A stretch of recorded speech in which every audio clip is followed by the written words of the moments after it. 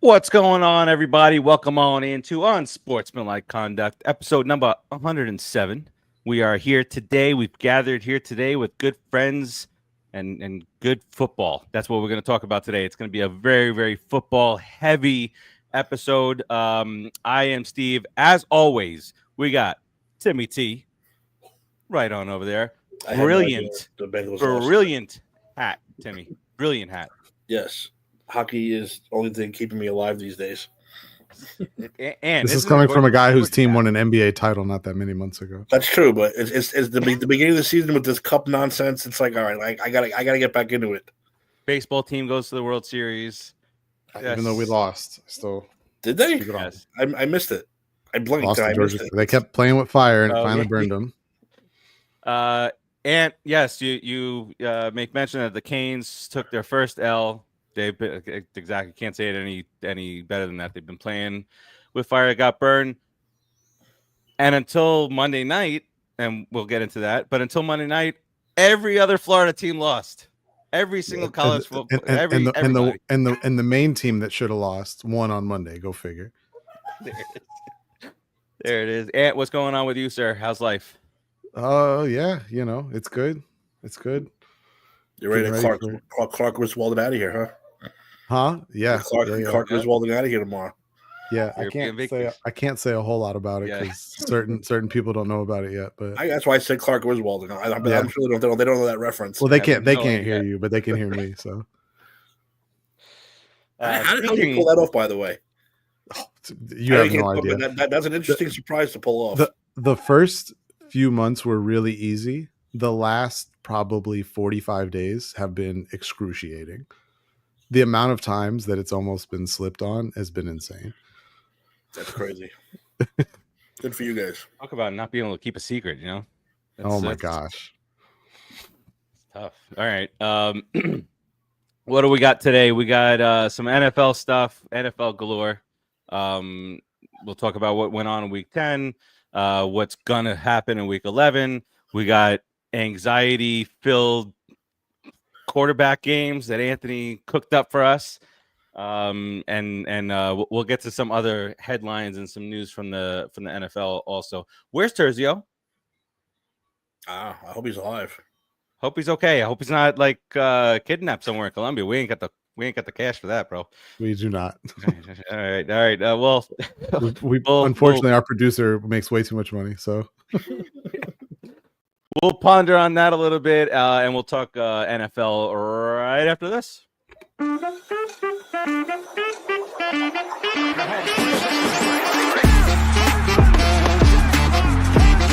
Soto, high fly ball. Number 18 has pitched it through. The Florida Panthers have won the Stanley Cup. The Mets in front.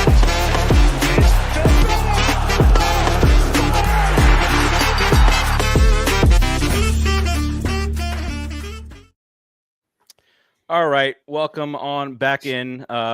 Let's talk a little stuff that happened or came from some of these games in week 10.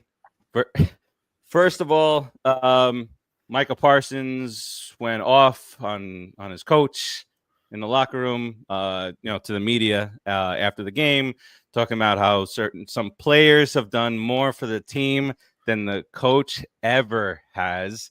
And then the talk back by the owner of the team, who always steps in it whenever he speaks. Also, he talked back saying, "Yeah, it wasn't really meant like that." So I have a couple questions for you guys. I want to pose this. Do you? Because I started to think through this a little bit, and then I heard it on the copycat Bill Simmons. He mentioned it also after my thought. But is it more of a problem that he has his own podcast and can create things for him to talk about on said podcast? Like that, what Michael Parsons did in the locker room, just calling out the coach, saying the player's done more than the coach ever has for this team, and he feels bad for these guys in the way out. Man, it's great. But do you guys feel that at all, Timmy? Like he can say it, be the news, and then talk about it on his podcast while getting more listens, more views because of what he initiates. Yeah, what's wrong? Everyone has a podcast. No, nothing wrong with it. Nothing wrong with it. Nothing wrong with it at all. Look, the dude's frustrated. The three main free agents this year, they signed the wrong two already. We already know. We already know that mistake was made. By the way, Any pinches on Henry. First ever unsportsmanlike kind of T-shirt. I think we should all get Dak Prescott's face saying, "Man, we suck" on it with the quotations. That should be our first shirt ever. I think we should get into that right away. But anyway, yeah. No, listen. Compared to what players do and say these days, everyone has a podcast. He's entitled to his opinion. And you know what? Considering what the Cowboys were supposed to be every year, yeah, let him talk. One of the best defensive players in the league, probably the best player they got. He's going to be frustrated. He's going to play, like you said, this guy got his money, not worth it. This guy got money. Well, I'm saying CeeDee Lamb was not worth his money, but you know what I mean. These two guys got paid. He doesn't get paid. He didn't get his money yet. He's not, and I got news for you. He's not going to be around next year. I think he gets tagged. Although I did hear, who was it? I think it was oh my gosh, is it Emmanuel Acho? Is that who it is? Who's the ex player that's on all the ESPN shows now? ESPN. It is Emmanuel Acho. Yeah. Is it Emmanuel Acho? Why do I think that's the wrong name? List. I can't remember his name. That's terrible. Anyways, an unnamed ESPN personality, a source. He made a comment. He called him Micah Herschel Walker Parsons, and said that the Cowboys should try and trade him for a package because clearly, even keeping him is not going to get them any closer to being competitive again. So they should try and trade him for the biggest package they can get and see what happens. The problem is that no one's giving up Herschel Walker type packages. And even if you go back and look at the Herschel Walker trade, a lot of the reasons that trade was as valuable as it was is because of all these crazy stipulations that Jimmy Johnson had built into that trade. Where like, yeah, we got like 6 players in the deal, but if I cut player A by a certain date, I get a first round pick. And if I cut player B by another date, I get another first round pick. And that's how that deal turned into what it turned into. We talked about this a year ago. We literally had this exact same conversation a year ago. Smarter than Jerry Jones. Sign all 3 of them ahead of time. Because as far as like whether Dak's worth the money or not, he's a competent quarterback. I believe all of us still have him right around our top 10 in the NFL when we do our QB list. Give or take 1 or 2 spots. Put it this way. We all have him as a top 12 QB. I can almost promise that. So you're going to pay him. You're going to keep him because finding a top 12 QB, it's not like they grow on trees. They're not easy to find. Ask the Broncos. They haven't been able to find one since Manning left. And, the Saints in the same boat since Drew Brees left. And we could name a number of other franchises. Anyways, besides the point. Excuse me. The Saints don't. What do you mean? What's wrong with the Saints quarterback?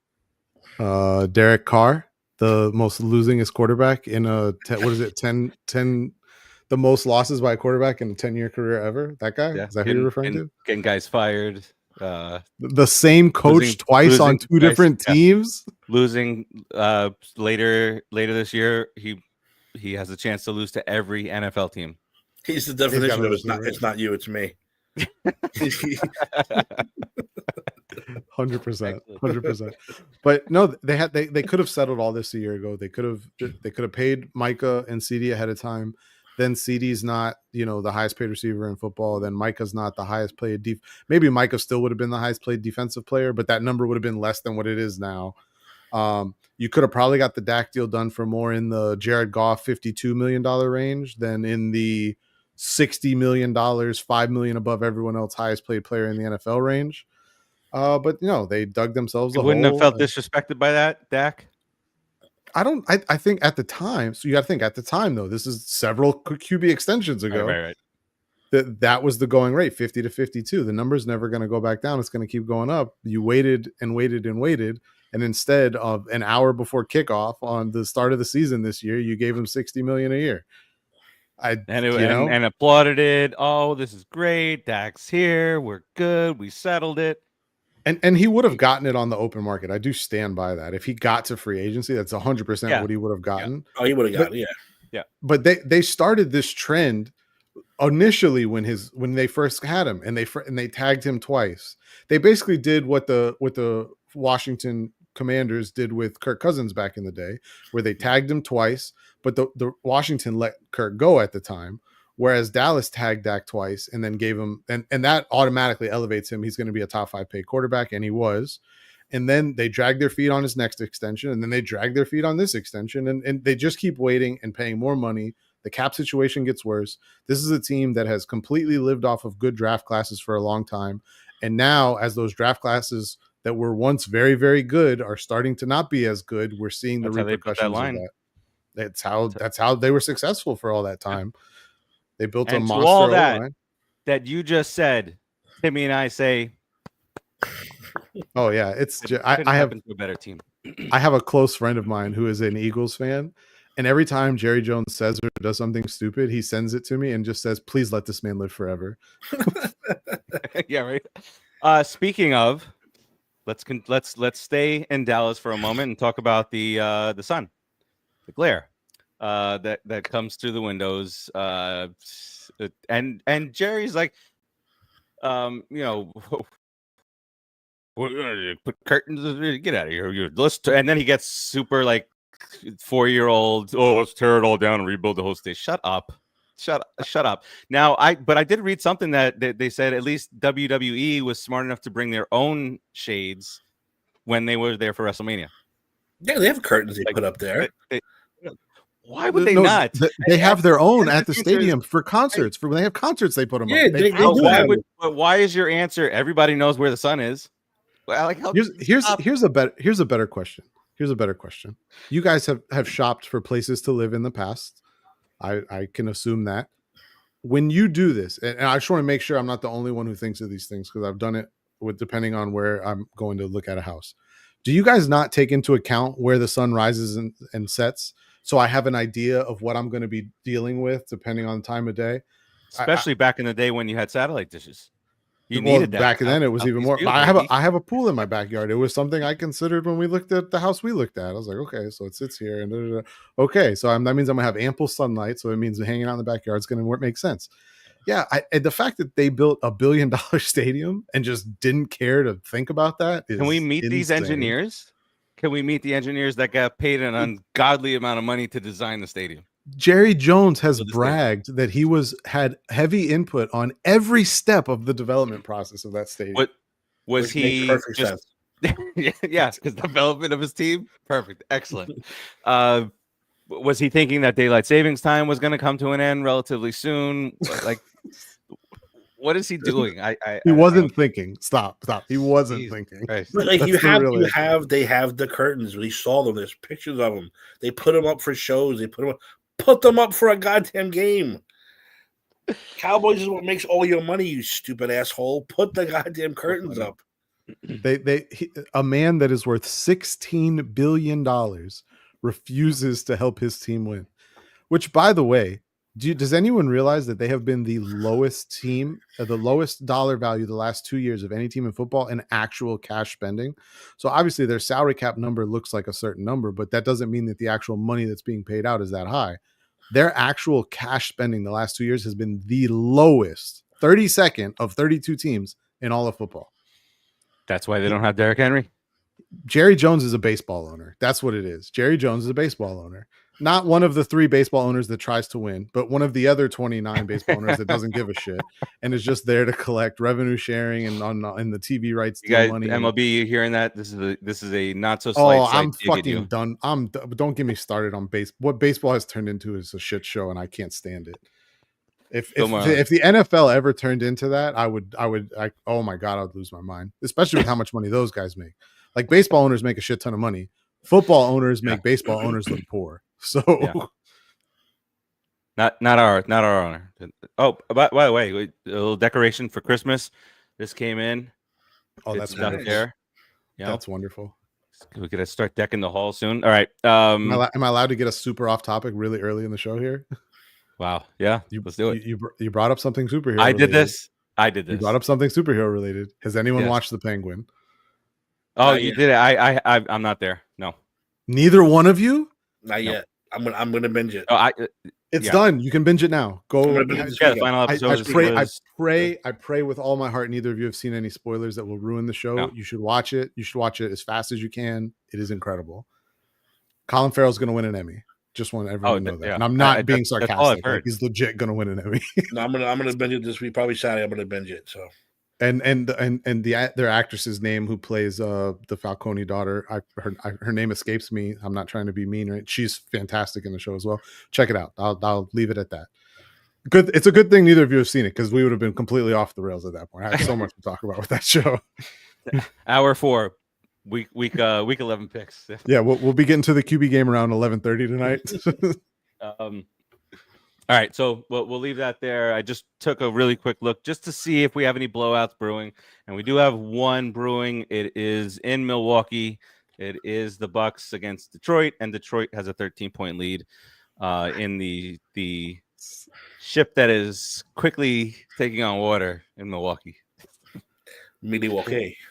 When you hire a legendary coach like Doc Rivers, legendary. And I want to get your very quick reaction to this one. Former Dolphin, your boy Deshaun Elliott. I don't know if you heard what he said today. He said it's basically a joy to be playing with the Pittsburgh Steelers against the Ravens rather than the soft as fuck Miami Dolphins from last year. Well, that's great to hear coming from a guy who led the team in missed tackles and yards allowed through the air while in coverage. I'm glad that feels better now that he's playing for a better team. I would say playing. How many snaps has he played? I haven't looked it up. I don't know the exact numbers. I want to give you an exact quote. I want to give you that quote. He's not completely wrong, but he's an idiot. That's true. He called them soft as fuck, and then said there were some guys who were tough, but the majority of the Dolphins were not mentally tough individuals. So to be on a Steelers team with a full team of mentally tough guys going against a mentally tough team, this is going to be fun. I'm going to completely reverse course in my take. Here. What he said is factual. And it has everything to do with coaching. I think Mike Tomlin, while he doesn't, I won't say that. Oh, put it this way. I think Mike McDaniels tries to coddle his players, and I think Mike Tomlin gives his players tough love, and there's a vast difference between those two things. And I think it is exemplified by the success that the Steelers have had over the last however long Mike Tomlin has been there. Your boy just wants to be cool. He looks like he should be on Miami Vice. Like, let's be real. He looks like he's a guy that they would be looking for on Miami Vice for moving the white stuff back in the 80s. That's what he looks like. A GTA sidekick. Yeah, no, so I apologize for my previous comments. Now that I've heard the actual quote, I backtrack. I agree with Deshaun Elliott. I agree completely. I think that they've become a team where players go to enjoy living in South Florida as opposed to enjoy playing football. There's nothing that team does that seems mentally tough. There's nothing that team does that seems revolutionary or interesting or capitalizing on the strengths of their team while pointing out the weaknesses of it. There's nothing they do that a great football team does. And I'm so mad that they won on Monday night. At this point, just fucking lose out. I don't care. Lose out, get a good pick. We'll see what happens from there. I mean, it doesn't matter. Chris Greer is going to fuck it up somehow, or we'll draft like the best player in the league, and then he'll leave in 5 years because Chris Greer doesn't extend him in time. It's the same. It's been the same shit for 30 something years now. We're joining you for the last 10 or so years. My only hope, and I cannot remember his name. I have to look him up. Oh, Joe Tsai. Joe Tsai is now a minority owner in the Dolphins. I think I posted this in the group. Joe Tsai is now a minority owner in the Dolphins. Fully expect him to become the majority owner at some point in time in the next 5 years. And I cannot wait to see how he gets me to believe in them again, only to crush my fucking dreams as every other owner has in Dolphins history. Very excited. A couple of things on Aaron Rodgers.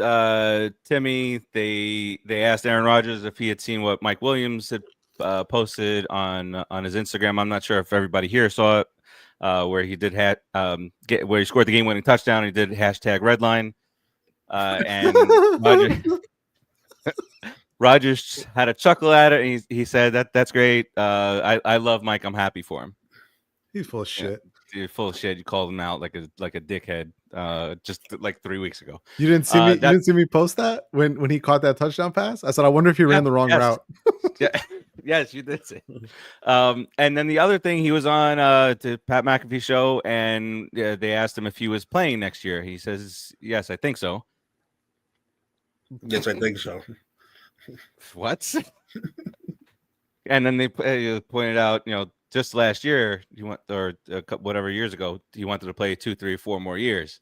Now it's I think so.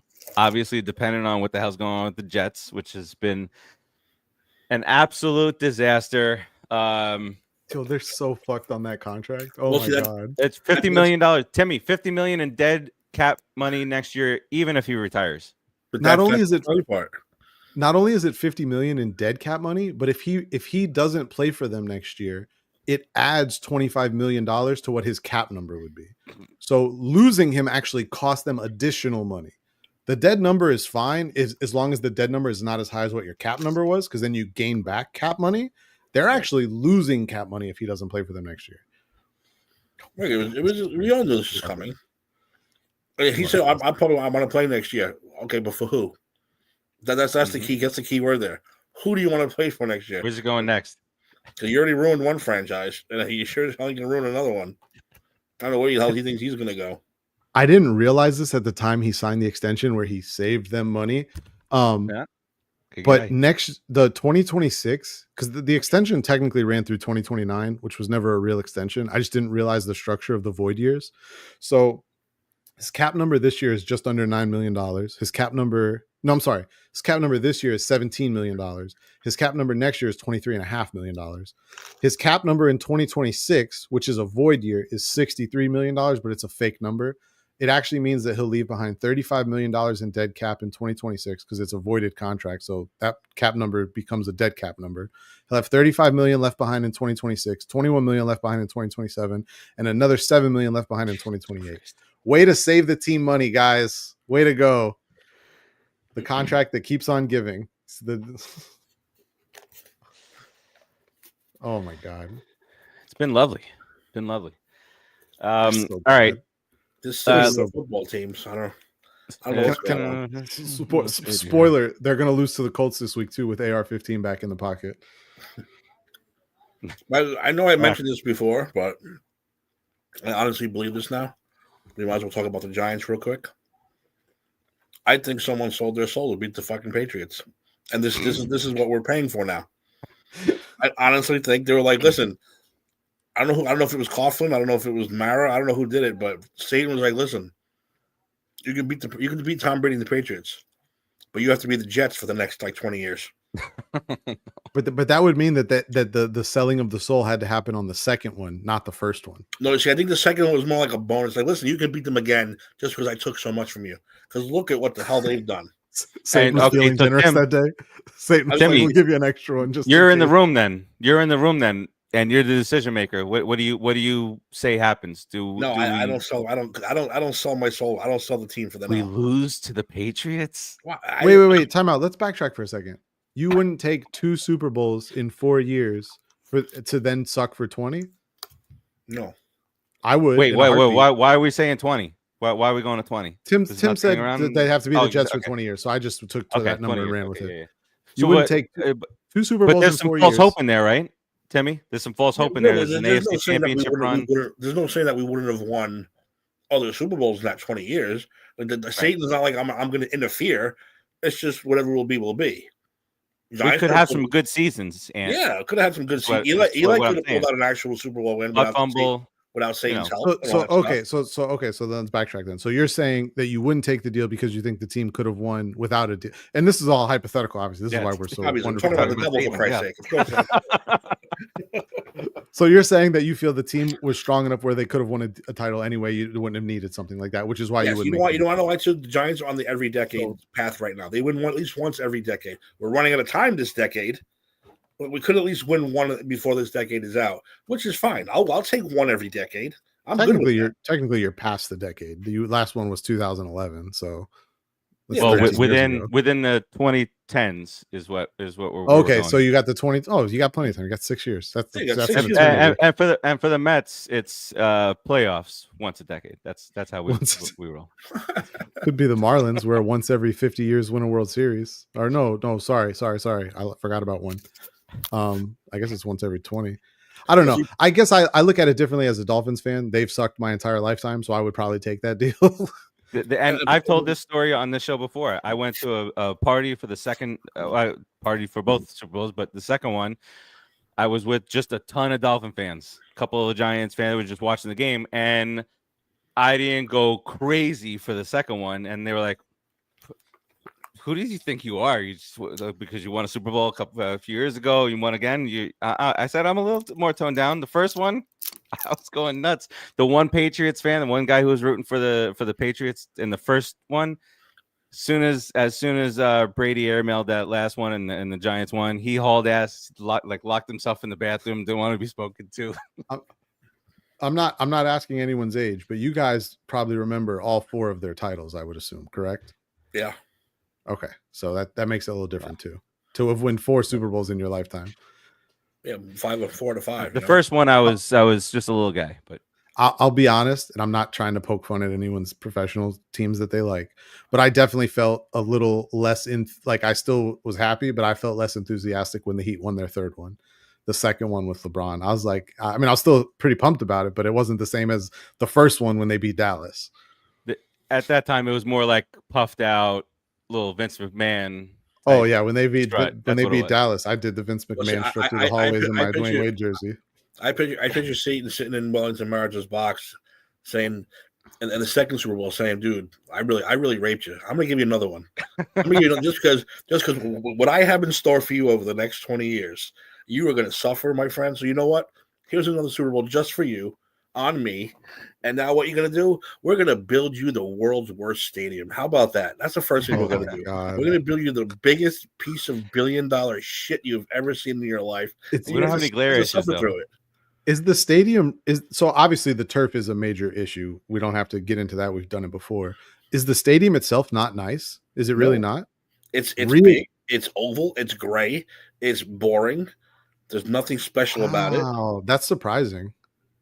Nothing special. I've never been, so I'm asking. Like I've been to Barclays Center in Brooklyn. I thought Barclays was pretty nice, and it's newer. No, around the same time, wasn't it? Same time as the New Meadowlands, Barclays. Yeah. I don't know. Pretty close, I would say. I mean, it's relatively slightly apples to oranges there, comparing a basketball hockey arena to a football stadium. But I thought Barclays was nice. It's a piece of garbage. And then hey, trust me, this Satan thing makes sense because they go, you're going to get $1 billion stadium. It's all yours. Nah, we're going to move the Jets in with you. The Jets are going to say, hey, we'll take half. There you go. Now you have the Jets as a roommate for the next 50 years of your life. We could say that's the reason it sucks so bad is the Jets are attached to it. And we still call it Giant Stadium. All right, we're talking about the Giants. So I know we do this once every few weeks. 2-8 right now.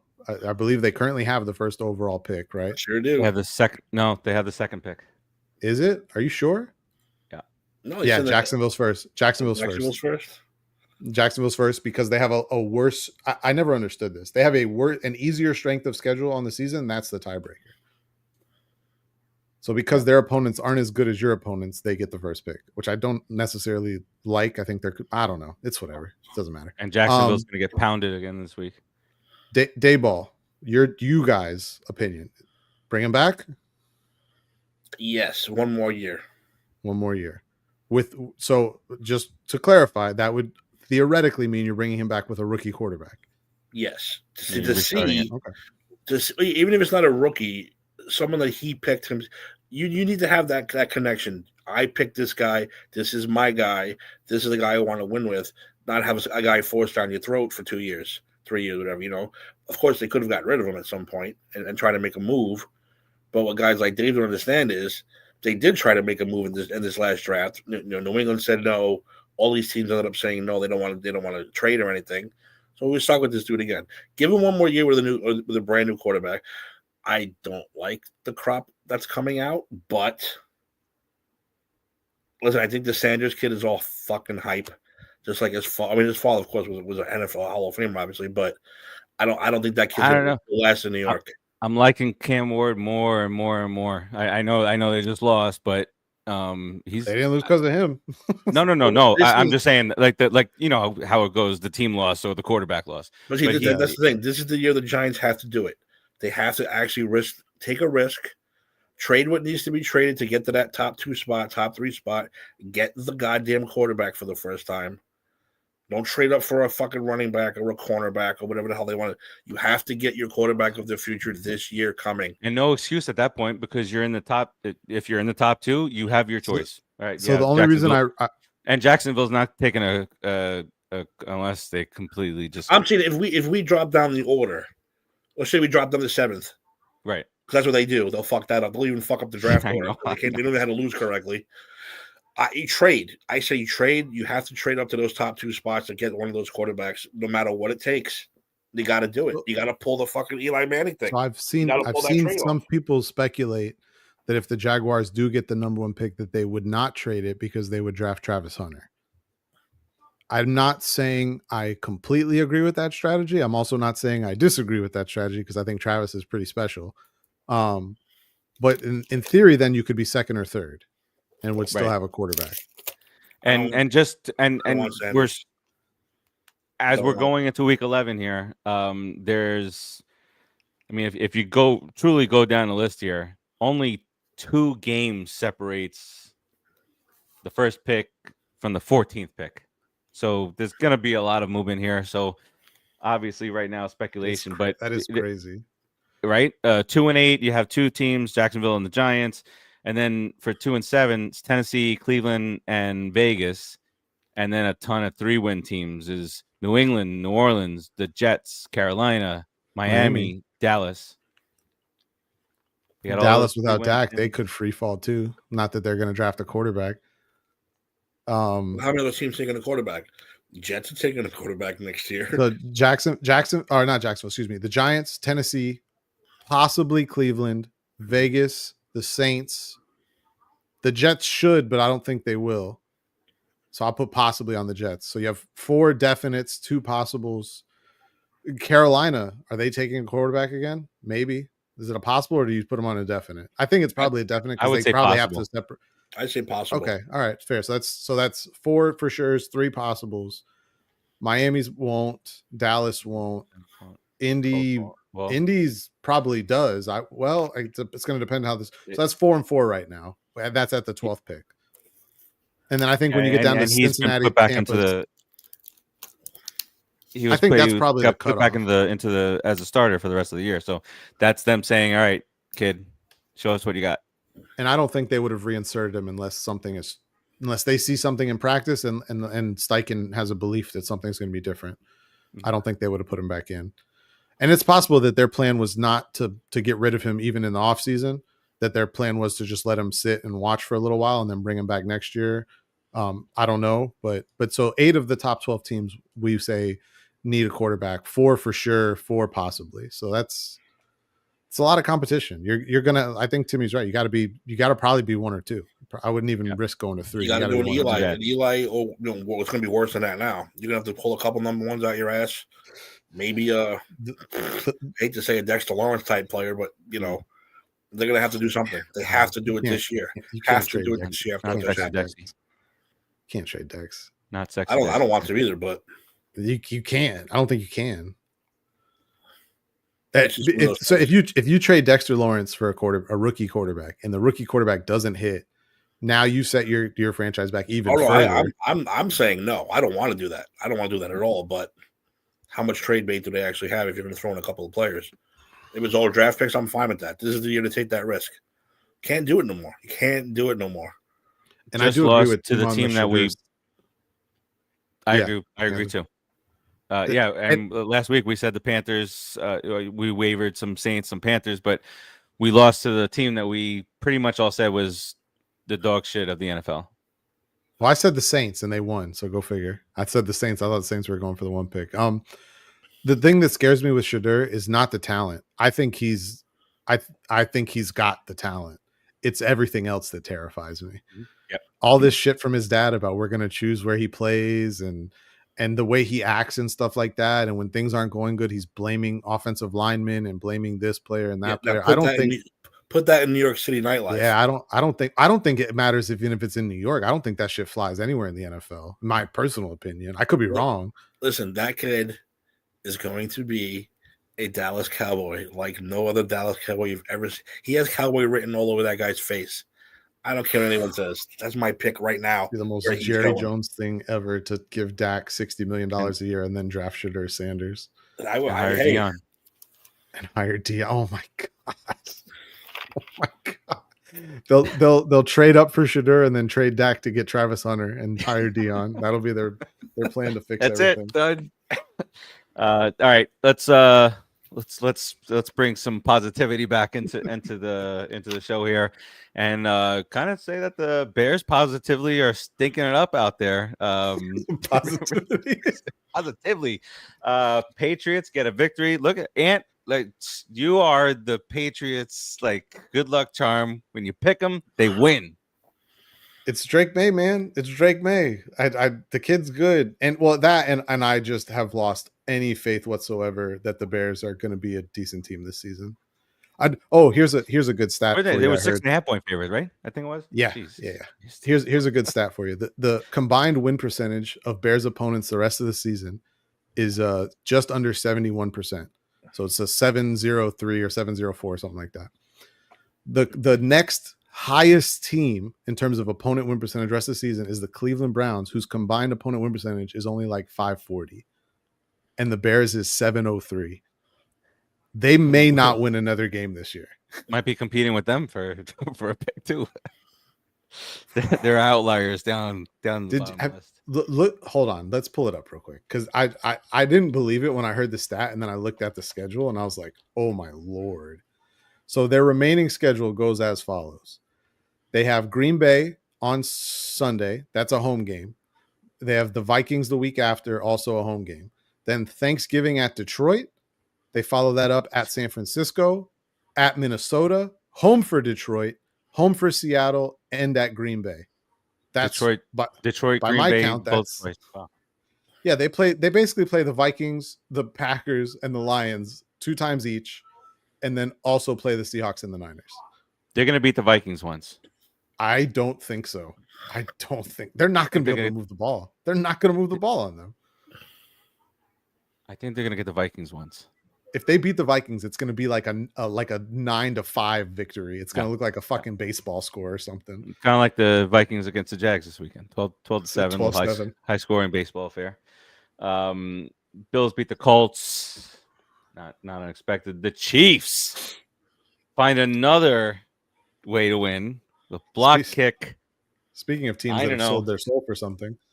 By the way, one of the stupid questions on First Take today was, what's your level of concern with the Kansas City Chiefs?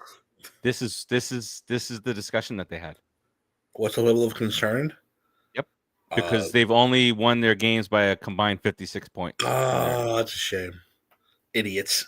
Stephen A. Smith said this. That's rough. That's rough. Yeah, it's Mad Dog went nuts. He's like, "See, open your eyes. They're 9-0. They have what might be the best ever quarterback in the history of the game. By the end of it all, they're getting their running back. They're 9-0. They're finding different ways to win." And he was like, "That's a strength that you're finding, that you can win by 3 or whatnot." This is obviously, we've all talked about this. Not the same Chiefs team from 4 or 5 years ago where they were beating everybody, covering the spread every week, baby. What we care about. Here's the misconception though with them. So everyone expects, because Andy Reid's their head coach and Patrick Mahomes is their quarterback, that they have to go score 500 points a season to be relevant. Light it up. No one is looking at the fact that they're the 5th best defense in the league in terms of points allowed. That they've allowed the 5th least amount of points this season in the NFL. So, and I think they're just biding time. I think that the offense does have issues, but those issues don't matter until the playoffs. And by then, they'll figure it out. They're going to get Pacheco back by then. Yep. DeAndre Hopkins is already looking like he's going to fit in perfectly with them. Oh, remember last year? Going into the playoffs, the offense looked a little, limp. And then all of a sudden, boom, blowing out this team. But it's like, okay, a bunch of fucking posers just waiting in the weeds. Waiting in the weeds, and they got us all. I think it's insane how many sports talk shows I've heard say that the Baltimore Ravens are clearly the team that the AFC runs through. I'm like, have you guys not watched anything the last 2 years? Because that's wrong. Their defense. The defense is bad. Their defense is It's bad. a bad defense. And to say that about the Ravens probably hurts Ravens fans a lot. Falcons lost to the Saints. New coach theory, as Bill Simmons liked to say. And I didn't pick they went it. I by was so field goal. mad at myself on that one. I was so mad felt at like myself. you would have gone that route. Fired up. I think I actually He said clogged it the last toilet week in the morning. I think I said it on the pick show is that I'll pick the new coach team because that's the team that wins. I said, but I just feel like the team is in such shambles it won't matter. And Derek Carr's back, and I didn't think that was a positive, which it wasn't. He wasn't good, but they won anyway.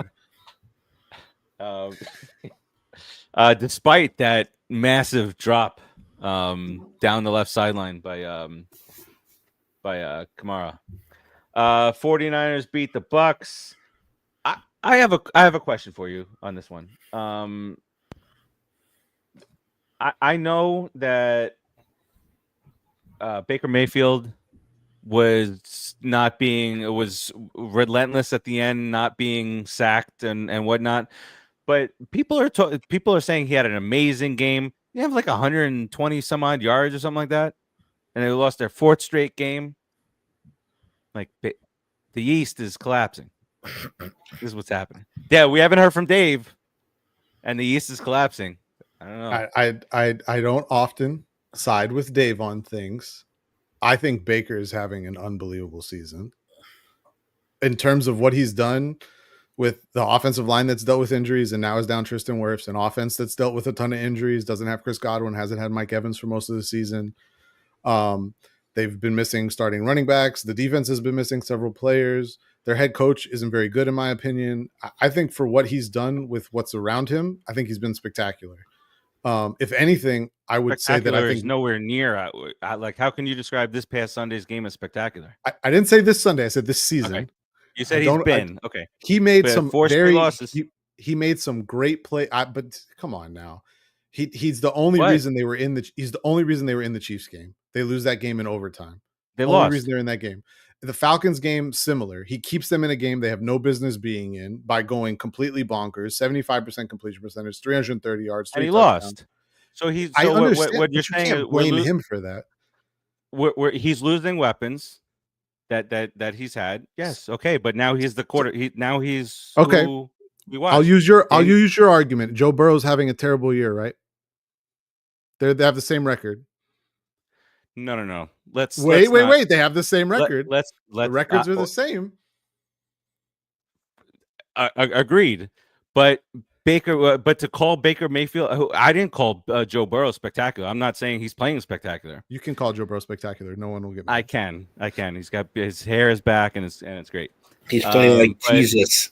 He is the Jesus of the NFL. I think he has risen. Wishes he could play like Joe Burrow, the way Joe Burrow is playing right now. Yeah. So I don't feel bad for the guy. I mean, there's other teams out there with mediocre to not so great quarterbacks that have no weapons for years and bad head coaches and bad offensive lines. And there's a different story to be told by Mr. Melo between said quarterbacks, you know. I said, I don't often side with Melo, but I will defend Baker. I think Baker's played really. I think if anything, this is the kind of season Baker needed after he's had a couple of after he was pretty good in Tampa last year. I think this is the kind of season that solidifies himself as like he's going to be a starting quarterback in this league for several years to come. That's more so what I was trying to say. Is Baker Mayfield elite? I'm not making that case, nor would you ever hear me make that case. I'd call the Looney. Yeah, but I think he's played really well given the circumstances in a team that I didn't think would be as good as they've been, and they only have 4 wins. So yeah. What was their over under? 7.5. 7.5, yeah. And I'm the only one that went with the under. No surprise there. They haven't hit under yet. No, I'm the only one who picked under. No surprise there. Wait, you are the only one that picked under? Yeah. Okay. Yeah, and there'll be no surprise for either of these two teams that I picked the under on, Seahawks and the Bucks. The Seattle one, I'm Gino and Baker. The Seattle one, I've been disappointed in. screw them. All right. Steelers, Commanders. I don't know what I don't know. I don't know what these two teams. I don't know which is Fugazi. They're both Fugazi. Timmy, what do you say here? Well, I don't like the fact that the Chris and Jaden Daniels is, a phenomenal quarterback. He's a good quarterback. He is. I'm not going to shit on him that way, but let's slow your roll for a minute. Let's calm down. Somebody wanted to compare him to Lamar Jackson. Just like when he threw up a Hail Mary. Oh my God, I can't believe he did it. What did he do? He threw a ball in the air. You have to give way more credit to the guy who caught the ball and the defense who didn't catch the ball or knock it down the quarterback who throws it up in the air. The defender that was on the sideline. Yeah, yelling at the fans. Idiots. The Steelers, I don't think would ever Fugazi as long as they got Tomlin. I mean, they every year with this guy. It was just that 1 year. Remember that we had that Fugaziness they were like 11-2. They lost the first round of the playoffs. Then it was like, oh shit, that's right, we don't have a quarterback, and they lost every game. Hey, Russell Wilson looking good out there in Tomlin land. I guess everybody looks good in Tomlin land. You know what's funny about Russ? So Justin Fields played 6 games, right? Russ has now started 3. Their numbers are not that different. The yards, Russ edges him out on a per game by, it's about 60 yards. That's a big difference. But his completion percentage is almost 10 points less. He's throwing more interceptions. Technically, in terms of interception rate, yes, I would definitely. That's where I was going to get to, because I think the real difference, aside if you don't just look at the numbers, the difference is that he forces defense to respect them further down the field, whereas they didn't do that with Fields. And in doing that, they were also averaging like 160 yards a game on the ground since Russ came in as a starter. There's your big difference right there. Which kind of goes hand in hand. One hand washes the other, and they both wash the face, is what I've been told. I've never heard it with the and then wash the face. I've never heard that last part. Look at that. With the new one. I think I learned that on the Honeymooners. The Honeymooners. Yep. I haven't watched that movie in God knows how long. Holy cow! No, the show from the. I know what you're talking about. I thought it was a movie. Wasn't it a movie? It was also a movie with Cedric the Entertainer and whatnot. No, Let's never speak of the movie again. I thought, wasn't there one with Let me be back. Steve Martin? I'm probably thinking of the total wrong movie.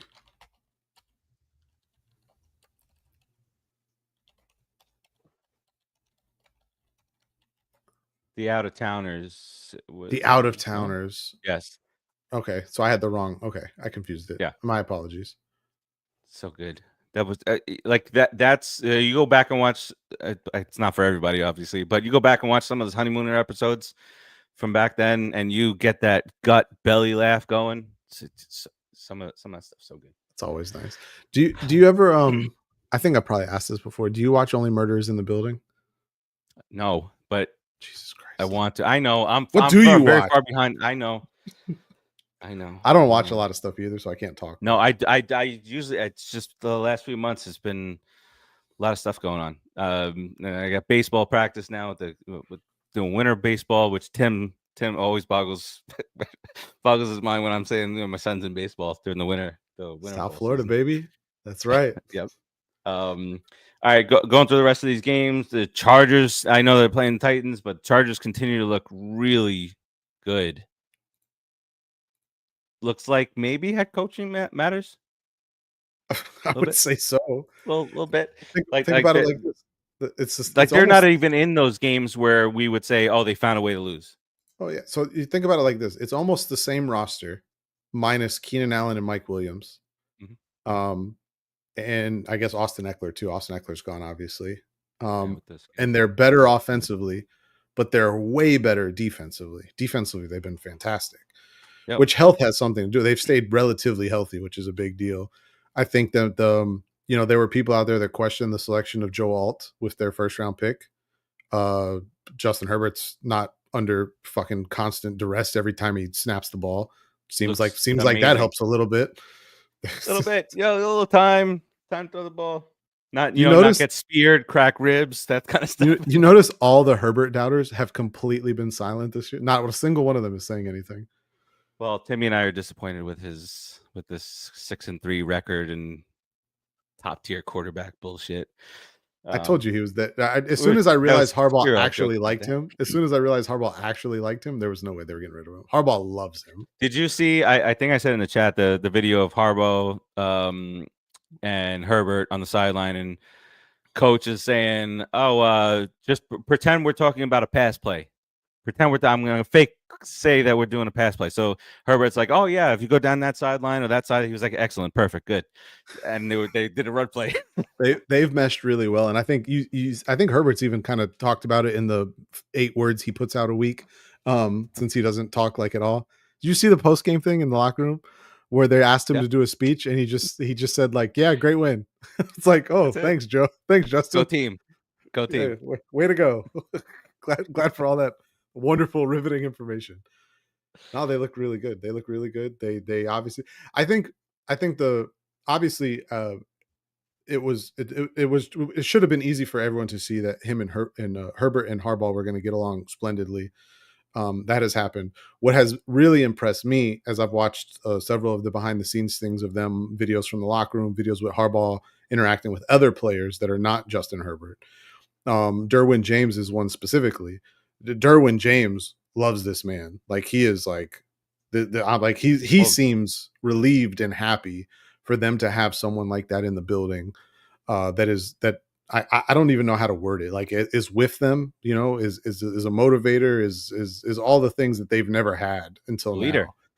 Yeah, there you go. That's the word. There it is. He's a leader, a true leader as a head coach. And even though I've despised Harbaugh at times throughout his career, it's very impressive what he's doing over there. Mainly when he was with the Niners, not really any other place. I liked him at Stanford, hated him in San Francisco, loved him at Michigan because I don't care if Michigan wins or loses. Yeah, and so now he's with the Chargers, another team. Like, hey, you're not a Jet or a Patriot, or a Bills coach, so even sounds great to me. No foul. Speaking of the Jets, they get trounced in Phoenix 31-6. The Cardinals are now 6-4. Their over under was 7.5, and we all went under. Think we're gonna miss that one. we might. The Jets just looked awful. Now 3-7 into, I know it doesn't feel like it feels like year 1 of Aaron Rodgers, but it is year 2, in fact, of Aaron Rodgers, and this just disaster. Did they have a better record with Mr. Wilson last year? At this point, I remember that they were like kind of neck and neck. They finished 7-10 last year, so all right. Can they go 4-3 the rest of the way? We shall see. And have the same record. Aaron Rodgers, the almighty Aaron Rodgers, is now going for the same record as his predecessor. What about the defense? Yeah, that's what it's no aspect of this team that's good. But what's really crazy to me is that they fired Robert Saleh, and since they did that, they allow the highest. No, they haven't. Their defense on an EPA per play is the worst in football since they fired Robert Saleh. That's really bad.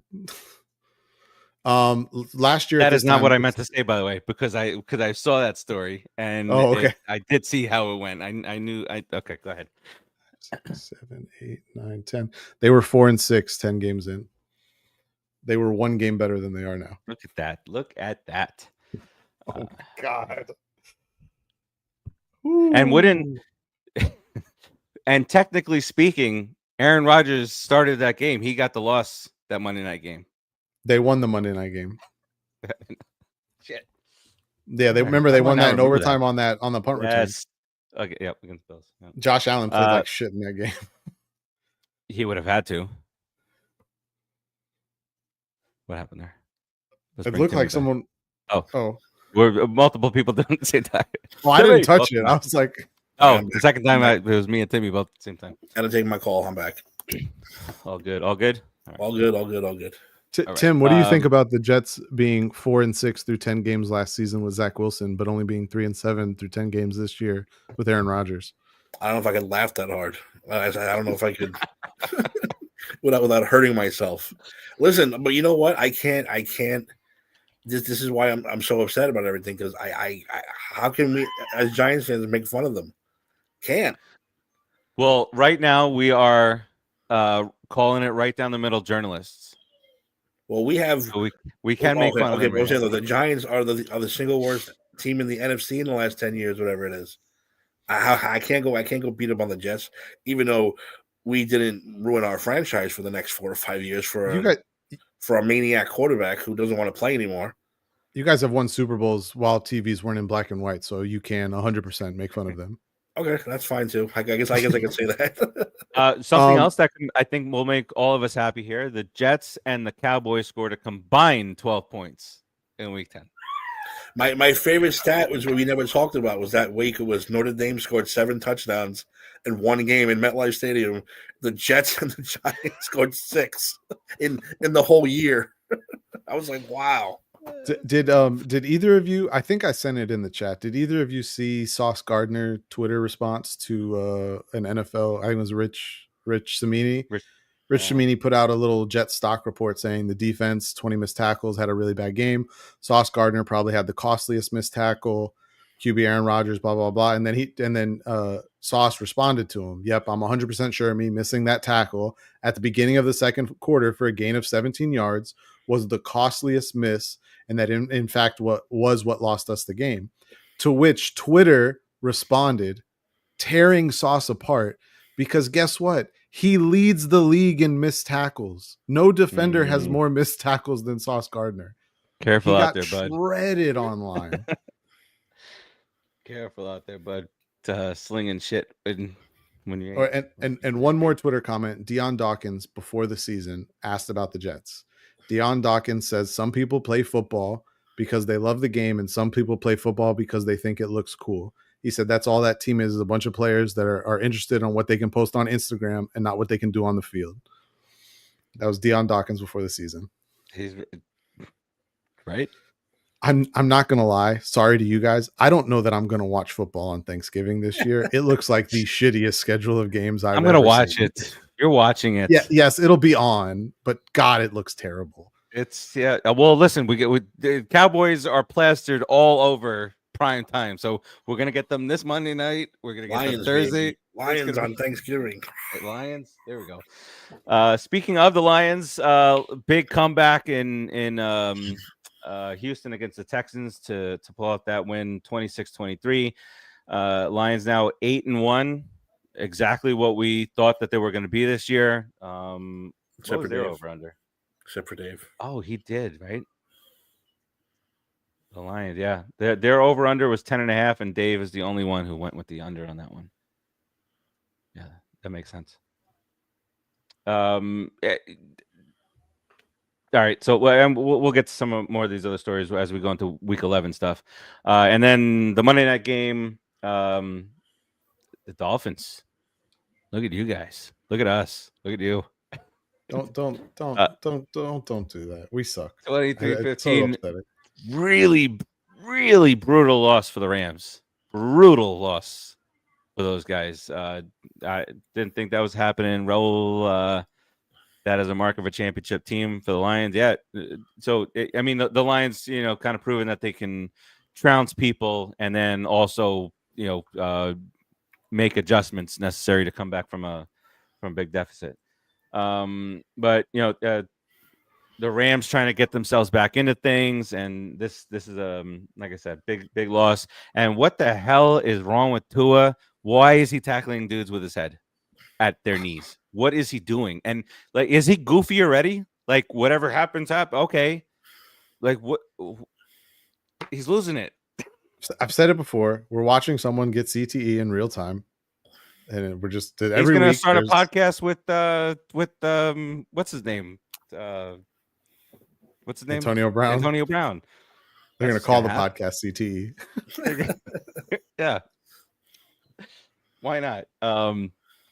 All right, so that was that. That's kind of the stuff that went on in week 10. We'll jump ahead to week 11 picks, but first, our anxiety-filled quarterback games that Ant likes to just tear at us here. Raul, stick around for this because we want you to have the anxiety as well. So basically, how this works, Ant puts together some stats. This cube or position A, position B, position C player, and he's going to give us stats, and we're going to say, all right, we like this guy, and then ultimately, I'm going to pick Baker Mayfield as the guy that I want, and he's going to laugh at me. That's. I will give you a spoiler. As much as I wanted to use Baker in one of these, I did not. So there is no Baker Mayfield answer in any of these. Okay.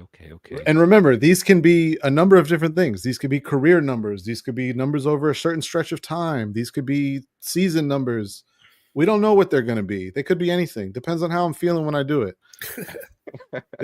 So which is accurate. Right, yes, it is. 100%. Let me get the order here. I did try really hard to work Baker into one of these, and it just wasn't working the way I wanted it to. And I didn't have enough time to build a whole nother one just around Baker, so I don't have a Baker one. All what he just said, I also don't trust what he just said. Never trust Anthony. Here comes Baez, Baker Mayfield. I almost don't want to start Mayfield. you. I almost don't want to start you with the first one now, though. All right, you tell me which one should I? Which one? Let's start with the third one. Start with the third one. Damn. Let's start with the third one, because this one is none of you will guess what it is, but I wanted to paint a picture with this because of something something I've been watching. So we'll do the third one first. Real quick, I just want to mention that I put on the Celtics next game and I watched 43 seconds of it. And the Celtics shot 3 threes. Just want to say that real quick. It's some of the games are and they're up by 23. There's a blowout, 26. We got a few blowouts. We got that game. OKC's up by 15. What happened to that? What was that other game that was? Milwaukee's only down by 8 now. All right, QB game number 1, but actually number 3. This is rather simple. I just realized that I cut off the ABCD on this one. My fault. No. Yeah, each line, for those watching, each line is a different player. Yeah, each line is a different player. The title of this game is a blank Carol. It's not a curse word. It's just that I'm not revealing the word until after the game's over. A blank Carol, like a Christmas Carol, but there's a different word in place of Christmas. So on the top line, or the stats we're using, touchdown percentage, which is the percentage of throws that end in a touchdown. For comparison's sake, I believe league average is like between 3 and 3.5%. Interception percentage, same thing, but for interceptions, percentage of passes that are interceptions. The third column is yards per game, and the last column is that team's win percentage with that person starting at quarterback. So you have an A, B, First and of C. all, who's out here throwing 288 yards a game these days in this NFL? How many game minimum? I'm not getting into any of that. Not getting into any of that. Hey, Timmy's trying to get some clues, some hints here. You know better. I give you the numbers, and that's all I give you, and I'll give you the rest when it's done. Well, because obviously, as a team guy, I'm going to have to go with the second guy. 77. 5 point. He doesn't have the most touchdowns, but he has the least interceptions. No, he doesn't. Least interceptions is the bottom. Yeah, we know what I mean. Yeah, 1%. yeah. But he does have the most yards and the highest winning percentage. I'm about to go with the guy with the highest winning percentage. So Timmy has B as his number 1. And this is where I overthink the shit out of this game. Here, it's going to be someone. That's why I asked what's the minimum games. It's going to be someone ridiculous. I'm so glad Timmy did it that way, because it's not going to be as shocking as you think. Just stick with your pick. Stick with your pick. Okay, so I think I know who the last one is, because of our conversation a few minutes ago.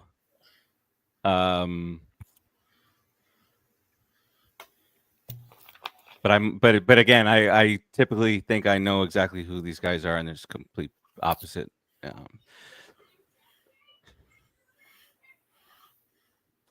I'm gonna go with.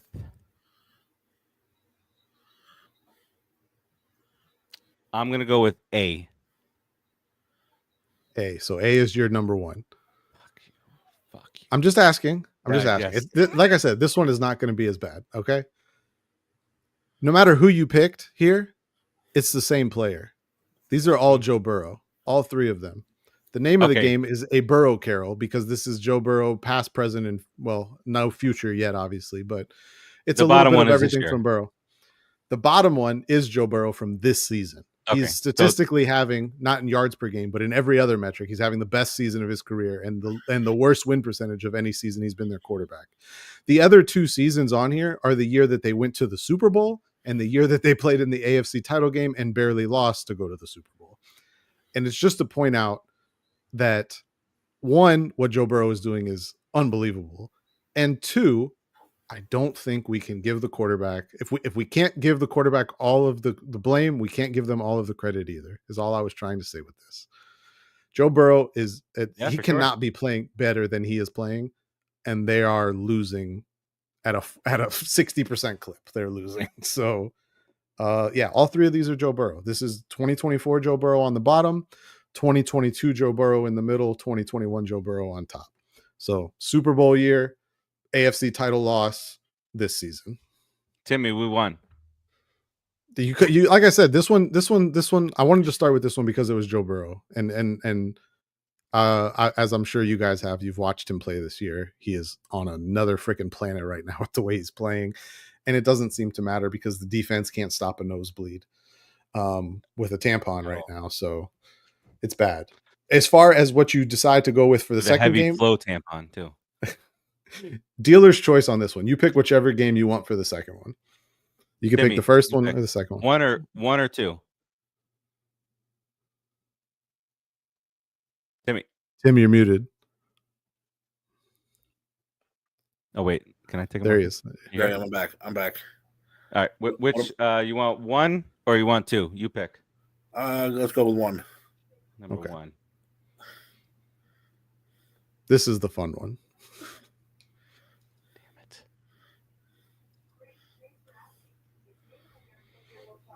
Wait a second. There we go. My fucking beard is white, man. I look like I should be on the fucking Andrea Gale getting swordfish.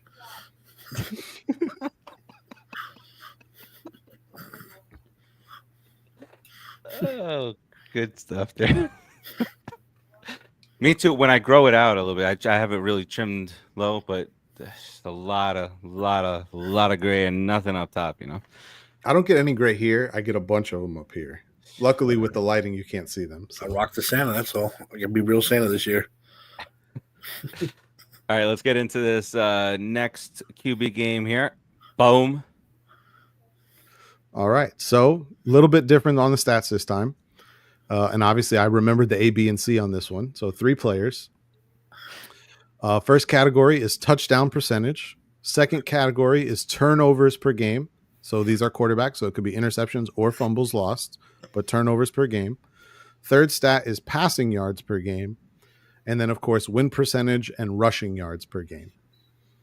So there is your lay of the land of 3 quarterbacks. On this one, I would like for you to rank all 3, though. Don't tell us what to do. Huh.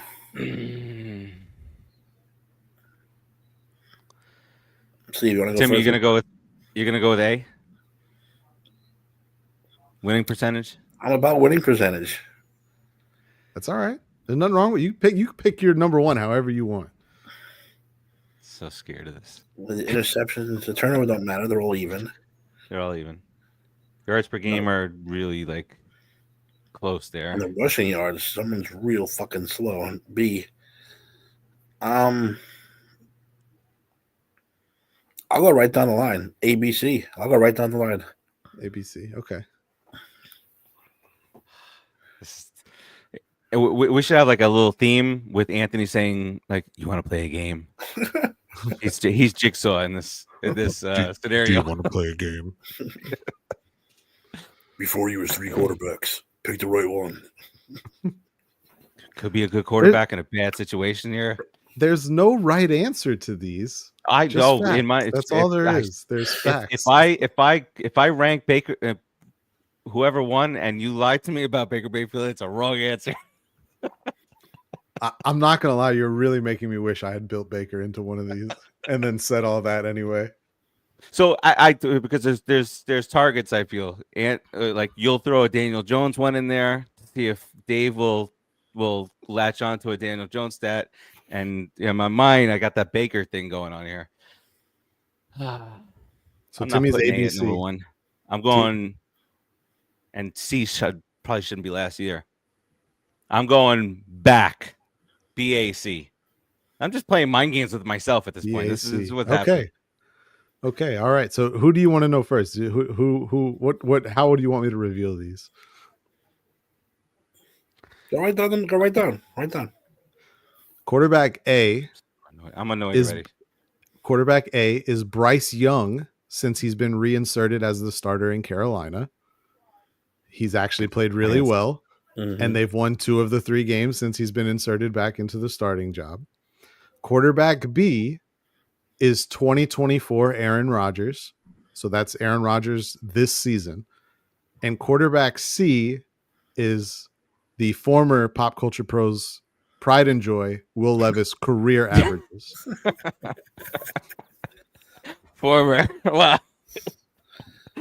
The crowd has turned. Bryce Young, Aaron Rodgers, and Will Levis. And the reason I put these numbers together, would you all agree that these numbers, while different, are relatively similar? Yeah, they're close.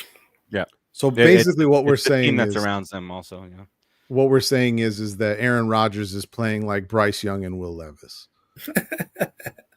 I love you for this. I love you. I adore you for this game 1.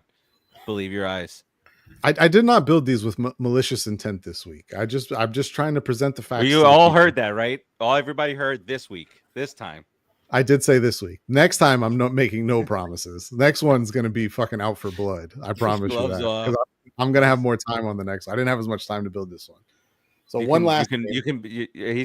what he's going to do, Tim, on the flight. He's going to be building quarterback. Oh my God, that's a great idea. Hey, you know what you should do? Honey, don't bother me. I'm going to screw with these guys' heads so much. You need to do like franchise quarterbacks. Like your fucking Joe Namaths and like all these other, like these Troy Aikmans and stuff like that. Throw them all. I had thought about doing one with like more all-time type quarterbacks previously, and then I had started doing it, and then I just ran into a couple of hiccups, and then I forgot to finish it. I think next time we may get one of those.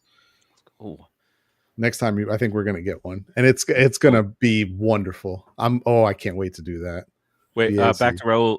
So Raul's was Rodgers. Bryce Young, Will Levis. Now remember, that's Bryce Young since becoming the starter again. Right. That's Aaron Rodgers on the whole season, and that's Will Levis' career numbers. Will Levis's career numbers. Hey, Bryce has been playing good, man. Sometimes you get pulled, and you watch fucking this redhead guy play for a few games and teach you how to play, and all of a sudden something clicks. Well, also you got to think too. This is a new offense. He only got 2 games in a brand new offense. Mm-hmm. So now he's had 10 weeks to learn the offense, and he's not doing anything like unbelievable or spectacular, but he's doing what he's asked, and he's doing well. He's doing what he's supposed to. So, and as that happens, you see he's having a little bit more fun, gaining a little bit more. Sometimes, even if you're on a bad team, you have to beat these other bad teams to start driving that confidence level up. Absolutely. Bryce Young's got to start somewhere, right? I agree be against completely. the New York Giants in Germany, 9:30 in the morning. That's what it might as well be. All right. Now, one last game. One last one. Boom. This one's interesting. So, are you not entertained? That's the name of this one. Are you not entertained? 4 categories: completion percentage, total touchdowns. So that could be passing or rushing or receiving. turnovers. So again, interceptions or fumbles lost, and yards per attempt. So how many yards they're averaging per every time they throw the football.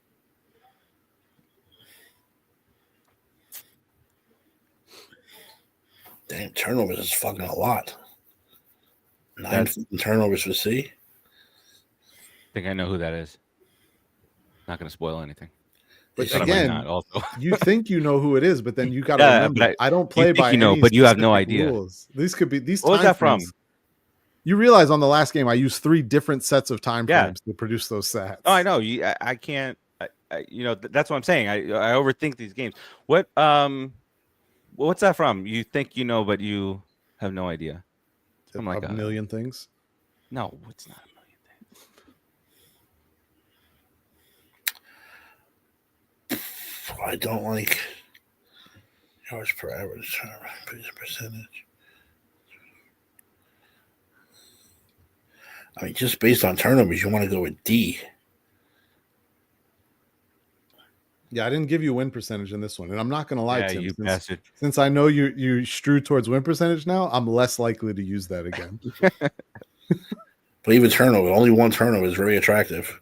1 turnover. Still throwing with 7-point fucking throw. I will say this, that the last player on this was going to be a 3-player game, and I added the 4th player at the last minute. Steve, you go first. This is me trying to outsmart the game. Gonna outsmart myself. I'm gonna go C because of who I think I might know who it is. C. Tim's like, "Were you fucking crazy? Fucking turnovers." C-A-B-D. Wow. Take that smile off your face. Wow. Okay. No, hey. Wait, what'd you say, Steve? What'd you say? I said C-A-B-D. Yeah. C-A-B-D. Cabbed. Look how me and you are cabbed. Oh, man. I'm going Raul, chime in, buddy. D. He's got that evil smile on his face. DBCA. DBCA. Okay. DBCA. And Raul has BCDA. BCDA. Okay. So both Raul and Tim have A as their last pick. So I will tell you how I built this game, and then I'll tell you why I added the 4th player. I actually built this game based on MVP odds, and I built it with the 3 highest MVP odds for quarterbacks, which they're all quarterbacks if you look at the MVP odds. So player A is Josh Allen, player B is Lamar Jackson, player C is Patrick Mahomes, and player D was a last-minute add. He was not in the top 4 or 5 in MVP odds, but player D is Justin Herbert all this season. So again, I did not build these with malicious intent this time. I just wanted to paint some pictures and get some stuff out there. These are MVP odds. So Tim, say them again. Yeah, do Tim's order. A is Josh Allen. So Tim has them ranked Lamar Jackson, Patrick Mahomes, Justin Herbert, Josh Allen. Steve has them ranked Patrick Mahomes, Josh Allen, Lamar Jackson, Justin Herbert. Wait, I think I messed up. No, yeah, I said that right. No, Tim, I'm sorry. Tim has Herbert 1, Jackson 2, Mahomes 3, Allen 4. Raul had Lamar 1st, Mahomes 2nd, Herbert 3, Allen 4. So Josh Allen, Lamar Jackson. So I know that Mahomes has, because they're making a big deal of it, nine turnovers. So that I didn't outsmart myself. That's finally I put turnovers instead of interceptions only because I figured if I put turnovers, that would relieve the thought of fumbles lost. So maybe you'd think you have the wrong number. The only problem with that is that Justin Herbert and Patrick Mahomes have not fumbled and lost the ball this season. So their turnover numbers are the same as their interception numbers because that's the only type of turnovers they have. And remind me what my order was. Mahomes. You had Mahomes, Josh Allen, Lamar Jackson, Justin Herbert. I guess you can't go wrong with any order. And just so everyone is aware of the current MVP odds order, at least by whatever website I looked it up on earlier, Josh Allen is first in MVP odds, Lamar is second, Mahomes is third. I did post that more to kind of point out like Patrick Mahomes probably shouldn't be in the top 3 in MVP odds right now, but he is. And if they go undefeated, he'll win, which is the funniest part of all of this. Even if he continues to turn the ball over at a once per game clip as he is doing.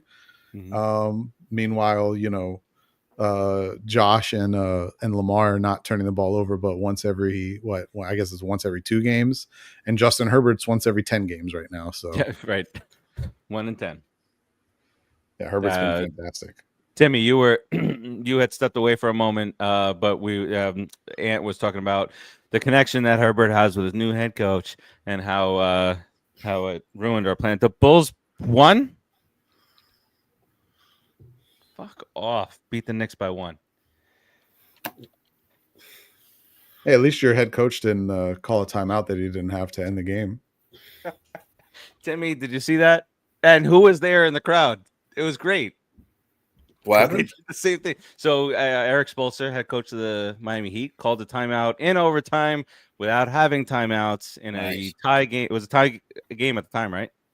And yeah, tie game. And so when you call timeout with no timeouts, you get a technical free throw, and thus lost the game for them. But Jalen Rose was there, and very famous that they had called timeout as well. Back, what was that, 20, 25, 30 years ago?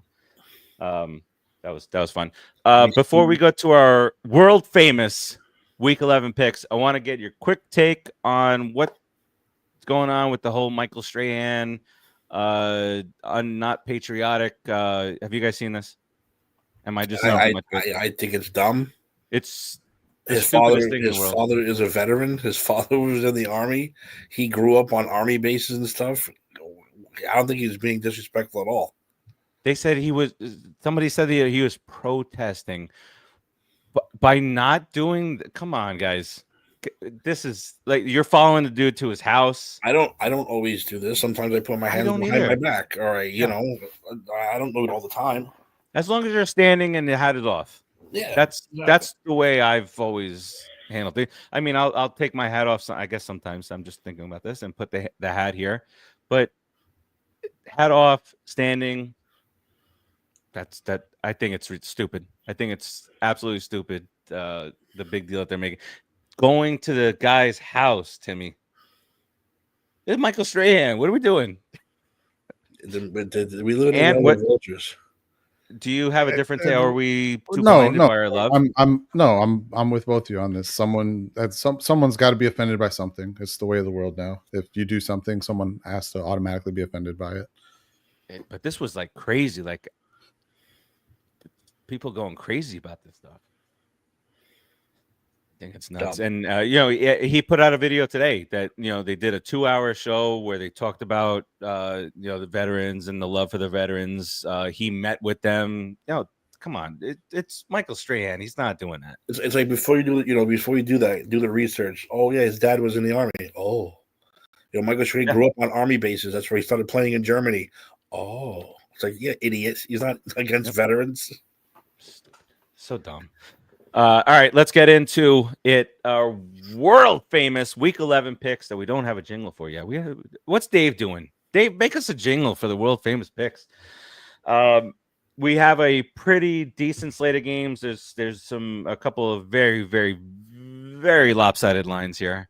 My apologies. I don't have the graphics up. The graphics department let me down today. That's me. All right, we start with the Thursday night game, which has really turned into really what seems like it's going to be a really good game. Commanders have a chance to go from 7-2 to 7-4 within the span of like 5 days here, losing against Pittsburgh and now going to Philadelphia to play the Eagles. The Eagles are a 3.5-point favorite here. We start with you, Timmy. I am going to have to go with the Schmeagles. Ant, who you got in this one? I concur. Eagles.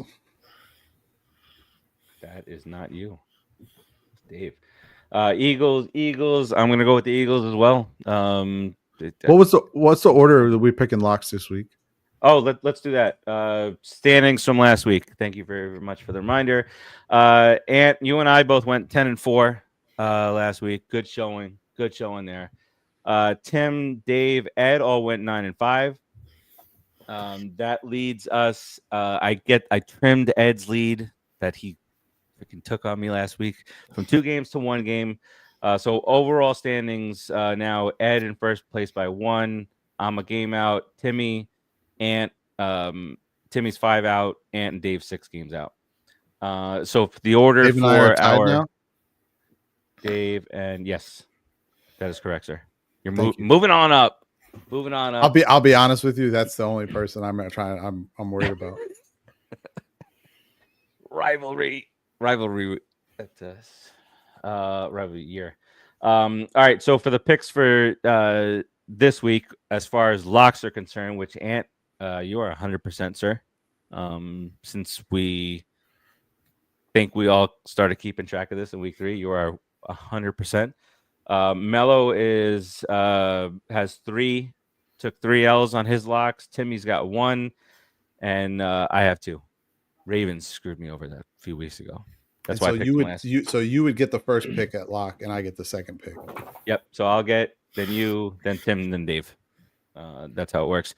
Champy joining us from YouTube. What's going on, sir? Cardinals' most talented offensive team in the NFL. They look really good. They look really damn good. And The Tim, NFC West leading Arizona Cardinals. That's right. First They're place over under. in the NFC West. Over under Just was 7.5. Just like we all predicted. First place. We all predicted under on their 6.5 total, and they're at 6 now. As we head into 60% clip. All right. Next up, big, huge game, huge, massive. Ravens at the Steelers. The Ravens are a 3-point favorite here. And as we do this pick, and as you start, one thing that I neglected to ask before, that throw, the touchdown pass to Mike Williams down the left sideline to win the game. Does Justin Fields make that throw? No. Okay. No. Not fading back in the pocket, defender in the face, perfect amount of air on it, allows Williams to get around the defender and get in position to just drop it in the bucket. Absolutely not. Hashtag red line. Love it. Yeah. Which led to that. So we have Russell Wilson to thank for that little remark that Mike Williams. Like I said, Russell Wilson's only completing 55% of his passes, but he's completing passes that matter in a big way. Yep. And George Pickens apparently loves him as his quarterback because he's averaging like 90 yards a game with Russ behind center. So Pickens out there kicking the shit out of people, like grabbing people by their helmets, throwing them down, spearing people. Hey, in one of the leagues that I'm in, after whatever week it was, maybe week 4 or 5 or 6, whatever it was, somebody dropped Pickens. I picked him up. I'm like, all right, well, let me stash him and see if shit starts picking up. And yeah, he was like 92% owned at the time too. All right, Ravens at the Steelers. The Ravens are a 3-point favorite here. Ant, who you got? So I'm really torn on this one because I have a lot more faith in the Steelers defense right now than I do the Ravens defense. The problem is that both of these defenses rank in the top 5 in terms of rush defense. The problem that Baltimore has is they can't stop anything through the air. I don't think Pittsburgh's passing offense is quite there yet. Man, I want to pick Pittsburgh really. It's in Pittsburgh, no? It's in Pittsburgh? Yep. It's in Pittsburgh. Yep. Yeah, I'll go Steelers. Oh. Yeah, I think that this comes down to, do you think that the Steelers offense, which now put up 20 plus points. Remember the joke early on was like, oh, they're going to score 16 points a game and other stuff. So let's see what they just put up 28 points, like I said, against this garbage, basura, crappy Ravens defense. You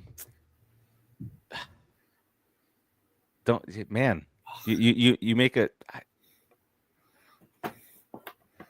I'm gonna go with the. I don't have Ed's picks yet. I don't know where his mind's at here. You know what? I'm gonna go with the Ravens. I'm gonna go with the uh, what I think is the overall more talented team. Yes, I know Steelers feel like the safer bet on defense, but again, it's Lamar Jackson, Derrick Henry, and these guys who solid that they have not faced yet. So I'm gonna go with the Ravens. I don't have the cojones of Ant. Ditto for me. Why is it cojones though? They're 7-2. A little bit. Yeah, but But I know I get that they're 7-2, but Lamar's 2-4 against them in his career. I get it. But are they a team? They've never had Derrick Henry before. Derrick Henry. Are the Steelers a team 7-2 or a Mike Tomlin 7-2? Uh-huh. It doesn't matter. Mike Tomlin's still the coach. I'm just saying though. You know what I mean? Last I checked, those stats count the same. So it could be a little different. All right. Well, as great a game as this probably will be, got the Browns heading to New Orleans to play the Saints. Saints are a 1-point favorite here, and this I'm going with the new head coach, the home team. I'm going with the Saints here. Timmy, flip a coin, home team. I'll go with the Saints. Timmy says the Saints will go marching in. Ant, who you got here? Who's favored in this? Saints are favored by 1. That's okay. That's about at home. So they're favored because they're at home. Yeah. That basically tells me on a neutral site, they'd have Cleveland by 2. And if Cleveland was home, they'd have them favored by 4 or 5. I'm going to take Cleveland in that scenario. I don't believe in the Saints offense. The Browns. New coach. That was last week. He's not new anymore. That's it. It's all over. You only get a 1 week bump. What if he clogs the toilet again? All right. Next up, the first in the many weeks of the gauntlet that you mentioned before, Ant, for the Bears. The Packers head to Chicago here. The Packers are a 5-point favorite here. I don't think I have to go round robin here. You got Packer. Go Pack, go. Clean sweep. All right. Next up, Colts at the Jets. Bro, what a fucking shit show. Garbage. The Jets are a 4-point favorite here.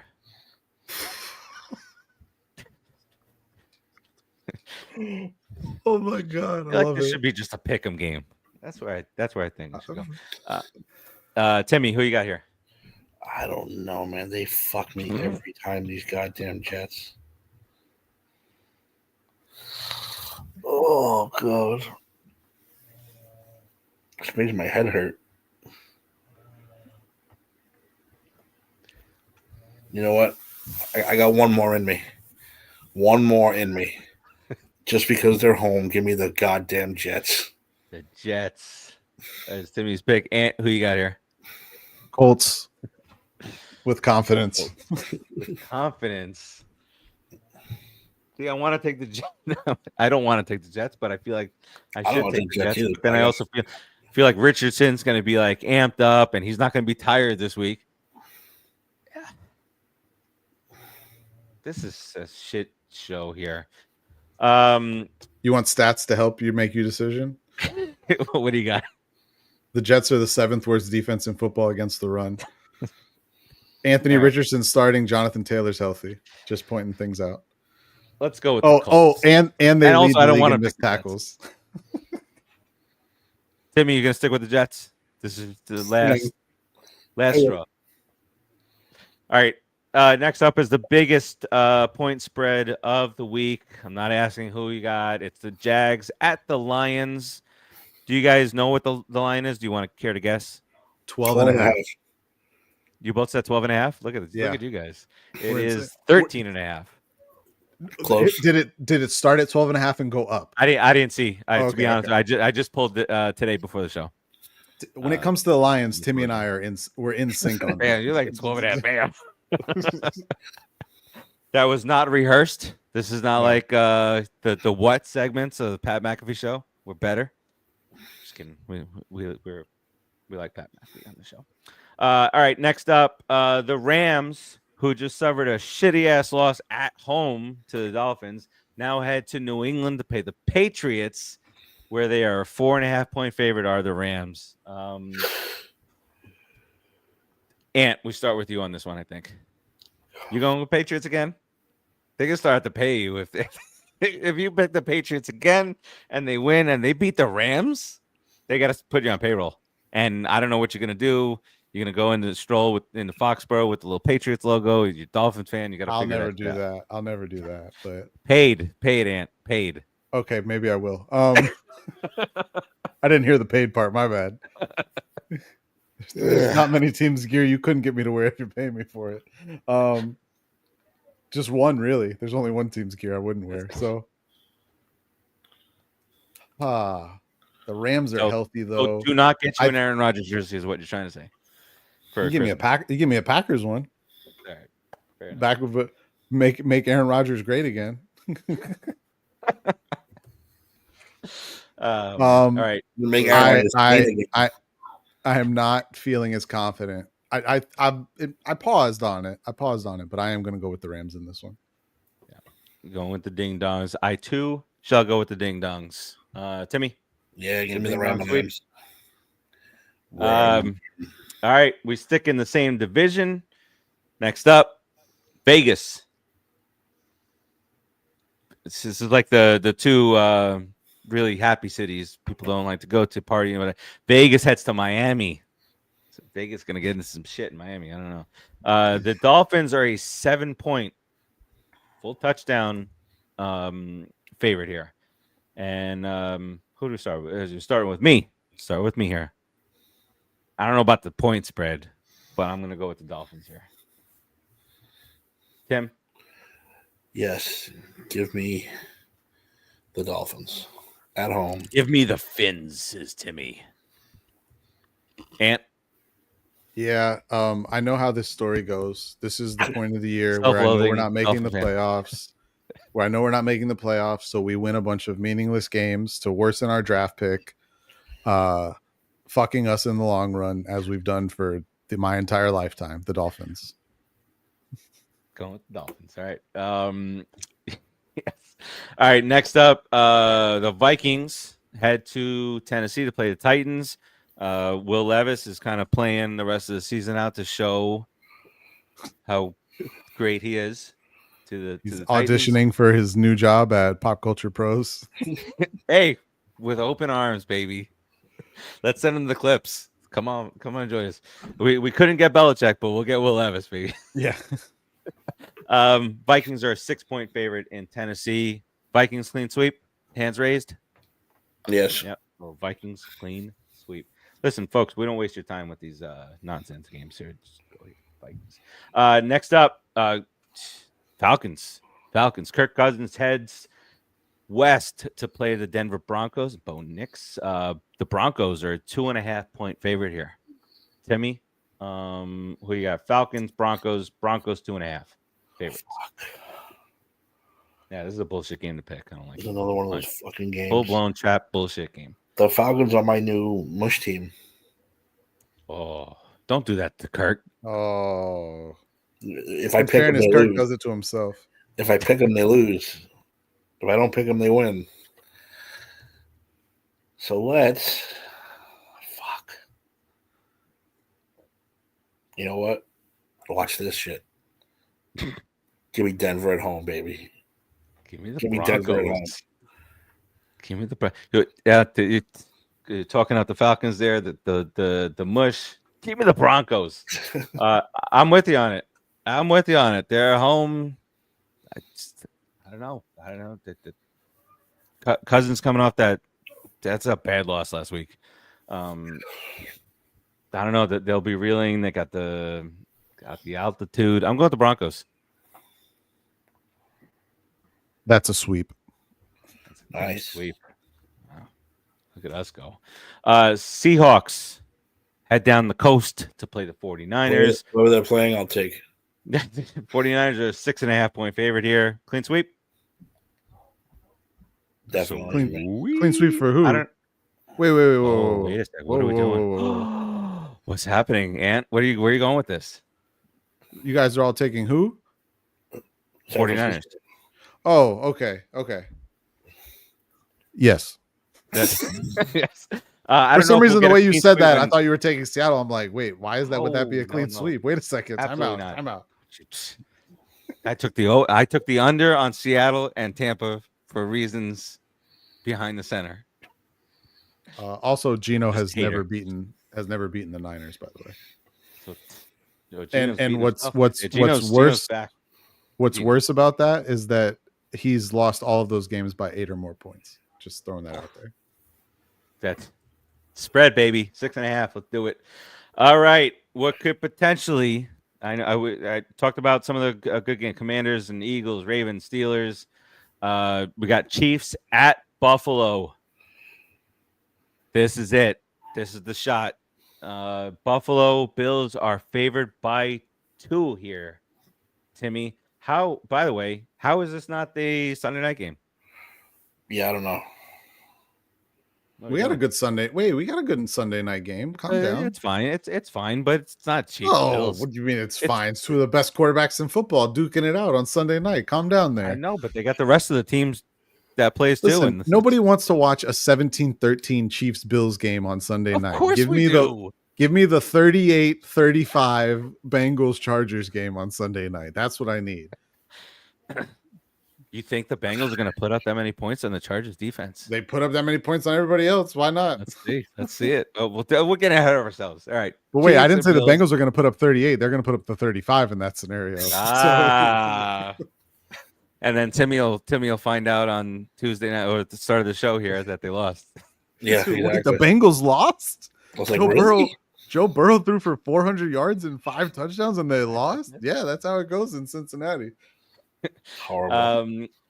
Timmy, you get to start with this one. Chiefs, Bills by 2 favorites. This is more wishful thinking and hoping and praying and really wanting this to happen. Because my new philosophy is ABC, anyone but the Chiefs. So I'm going with the Buffalo Bills to win at home. Buffalo Bills. That's all wishful thinking. All right. Yep. Ant, who you got here? Do you guys know that Patrick Mahomes has actually lost 3 straight regular season games to Josh Allen? The problem is that he's also won 3 straight playoff games against Josh Allen. This is not a playoff game, though. I think this is KC's first loss. I am also going Buffalo on this one. Look at Raul coming in. Look at Raul chiming in with it. The Sunday night game was flexing that slot because Cincinnati and the Chargers, so it's a good game. Sunday night was supposed to be Jets Colts, so hey, listen, let's not complain at what we got. No, right? I didn't know that. I didn't have knowledge of that. Just like you with the quote from earlier, I had no knowledge Jets Colts was even on the docket for this. All right, we're good. We're all good now. All right, I'm fine. I ain't doing it. I'm not picking against them. I know it's regular season. I know they're prying for a loss. I know that this is a as talented a team as they've played, but I can't do it. I'm going with the Chiefs. Going with Patty Mahomes. Who's robbing their houses too? Like, do you see that? Mahomes and Kelsey both had their houses burglarized in the month of October in Kansas City. What are we doing? That's your boys.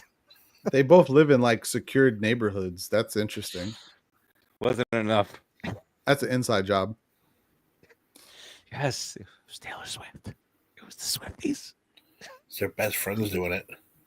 They're trying to motivate these guys to start blowing people out again. Whoa! Oh, I can't put comments on. There you go. Can't put comments up anymore. First game on Christmas Day to the Steelers. So what does that put them at? 14-0? Yeah, I think or so. Something like that. All right, so that's that. Now we just got our night games to go. Our Sunday night game, which was flexed in, thankfully, to replace the Jets and the Colts.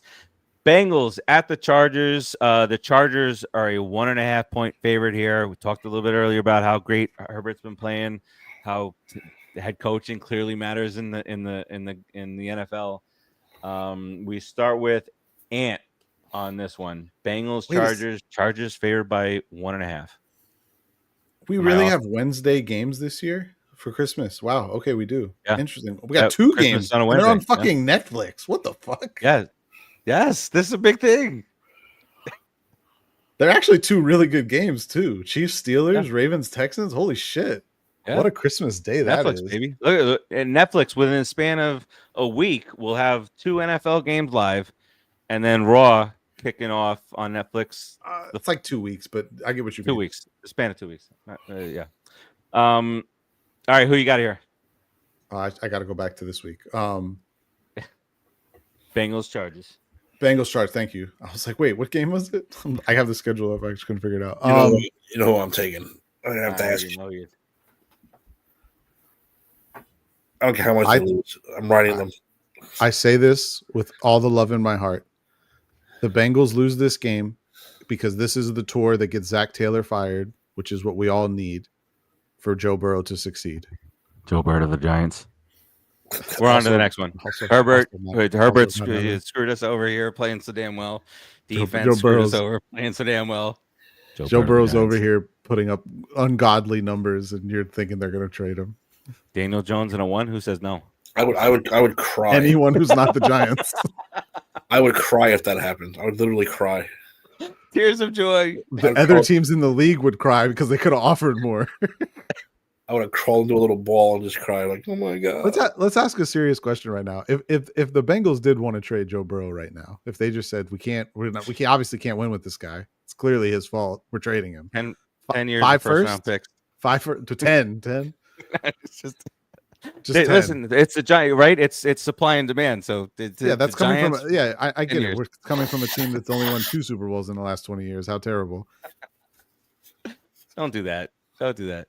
Yeah, because I can do the opposite do on basketball. We can do the but opposite on basketball. The football one hurts. Remember we did this game where we said you get 4 titles to split up amongst your favorite teams. Have fun. How would you divide them up? I gave the Dolphins 2 Super Bowls in that scenario. Yes, that's right. All right. Did you go? Who'd you go with? Oh, Chargers. I said that this is one more loss that's going to lead to Zach Taylor getting ousted. You're right. LA Rel says the San Diego LA Superchargers for the victory. Yeah, I'm gonna. I wish they would pronounce their team name like that. The San Diego / LA Superchargers.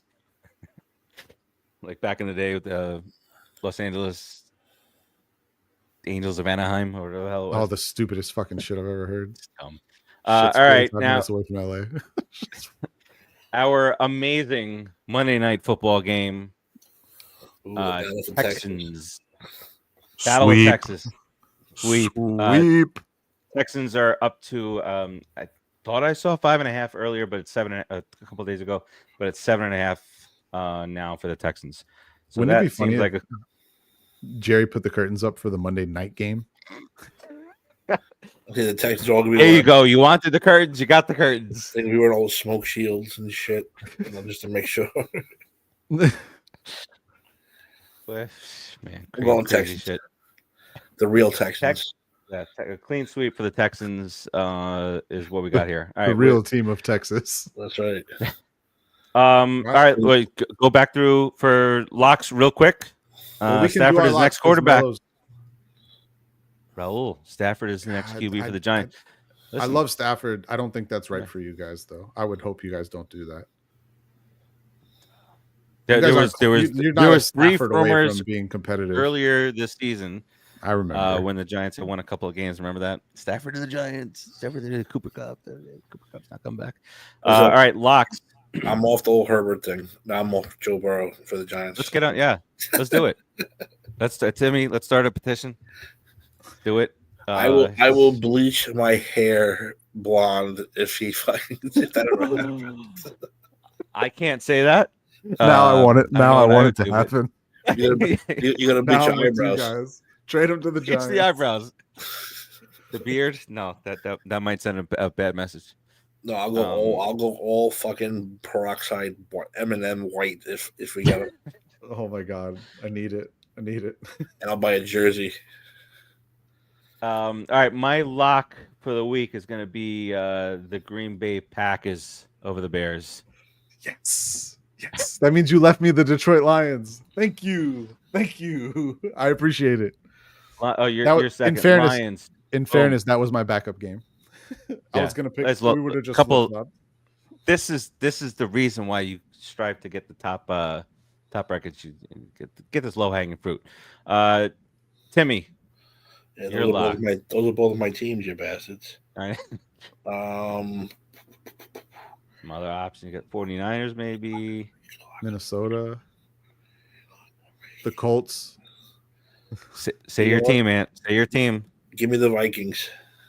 I'm not saying the Dolphins. The I would not. You can't pick them as a lock, even though they're playing the Raiders, because they're just as likely to fuck it up and lose as they are to win. So, yep. All right. So all right. There's our week 11 picks. Look at that shit. We're into week 11 already, just like that. Bam. All right. Let's do a little round robin here and get up on out. Timmy, what you got here? Besides the huge revelation that if Joe Burrow comes to the New York Football Giants, we're going bleach blonde, baby. Bleach blonde, everything. This, all of it. Even better, I'll do the fucking Hollywood Hogan beard, but with the blonde hair. What? Yes. I wanted better by the second, Ant. I'm so tired. I'm gonna say. My new hours suck. I'm very tired. We're not happy with that. I can't wait. No, it's not bad because I get home at fucking 5 o'clock now, so it's nice. But so we can get some early shows going. All right, maybe we need to tackle free agency next week. MLB. Yes. For what? You don't that sport where no one spends money. All right, yeah. Well, they got following Lindor in the airport because he's in Los Angeles. Soto's in Los Angeles. It's like the LeBron where who's going to see LeBron back when? So now it's and by the way, sorry, I'll give it right back to you, Timmy. But this guy was recording Lindor in the airport. He said, "I'm a huge Met fan. Great, what you guys accomplished this year." And then Lindor was nice. Great. I'm looking forward to next season. Great, we could do this for the fans and everything. And then he immediately flips. So everybody's saying you're here to see Juan Soto with Steve Cohen. What are your thoughts? And Lindor gave the appropriate answer. I hope Soto picks the best option for him and his family. Kept it moving. And then he said, "Well, you want to play with it?" And then Lindor finally just walked away. Like, how much you're following him through the whole damn airport? Sorry. But yes, we got to get into that because it's going to be madness. Are you predicting Soto to the Mets guaranteed? Hell no. I mean, they're one of only 4 teams that are actually going to go after him, so they have a 25% chance at worst. So I saw the Red Sox want to kind of. They don't spend money anymore. They don't spend money anymore. We got the Yankees, the Mets, the Dodgers, the Giants, the Blue Jays. That's not the real. Nationals. That's not real. Toronto's not spending that much money. The Canadian dollar's not that valuable. He said the Giants are going to go hard, real hard, because they're tired of losing out every fucking free agent they try to get. What would be great is that there's reports that Soto signing with the Giants, and then he doesn't, like Judge. They'll have Soto jerseys hang on next to Judge jerseys, and they're fucking. Yeah, we'll get into that next week. Ant, what you got here on the way out? But by the way, if that does happen, that just means Alec Bregman's going to get $600 million from the Giants. So definitely going to have to overpay. Raul says Yankees, Mets, Dodgers, wildcard team. I swear to you, if he goes to the Dodgers, I swear to you, if he goes that's like a video game. The Nationals don't spend money either. Yeah. Every time I hear a report of, and he's not taking a discount to go to the team that he started with. I hate to break it to everybody out there. He's not doing it. Yeah. Where's he from? Is he Puerto Rican? No, is he Dominican? Dominican. Right? He's Dominican. That's the why the Dominican kid has an allegiance to Washington. Yeah, got it. That it's not even like if LA comes in and does something like stop it. If it's true money, being with his people, it's New York City. It's the Mets or the Yankees. It's going to be the Mets. I've consistently, Timmy, don't say stuff like that. It's going to be the Mets. I just because Steinbrenner's already saying he ain't spending that much money, which is a lie. He's not spending that much money on one player, but he's going to go after at least 3 or 4, which they need 3 or 4 or 5 more players. Soto's not going to win the World Series. They need a lot more players. Cohen, though, with all the money coming off the books of all those fucking, Verlander, he has to make a splash. He has to make a splash this year. So I think it's a foregone conclusion. And by the way, how brilliant does Steve Cohen look now, making those trades to get the higher prospects, paying more money, and then them failing, like that. I mean, that was great. That them failing at getting to their innings limit, which saved the Mets even more money on top of it. Like Verlander saved them an extra $17 million by not hitting his innings allocation or whatever. Yep. Yo, that's insane. You're telling me that the Mets spent $360 something million on payroll this year between actual roster, retained salary, all that nonsense.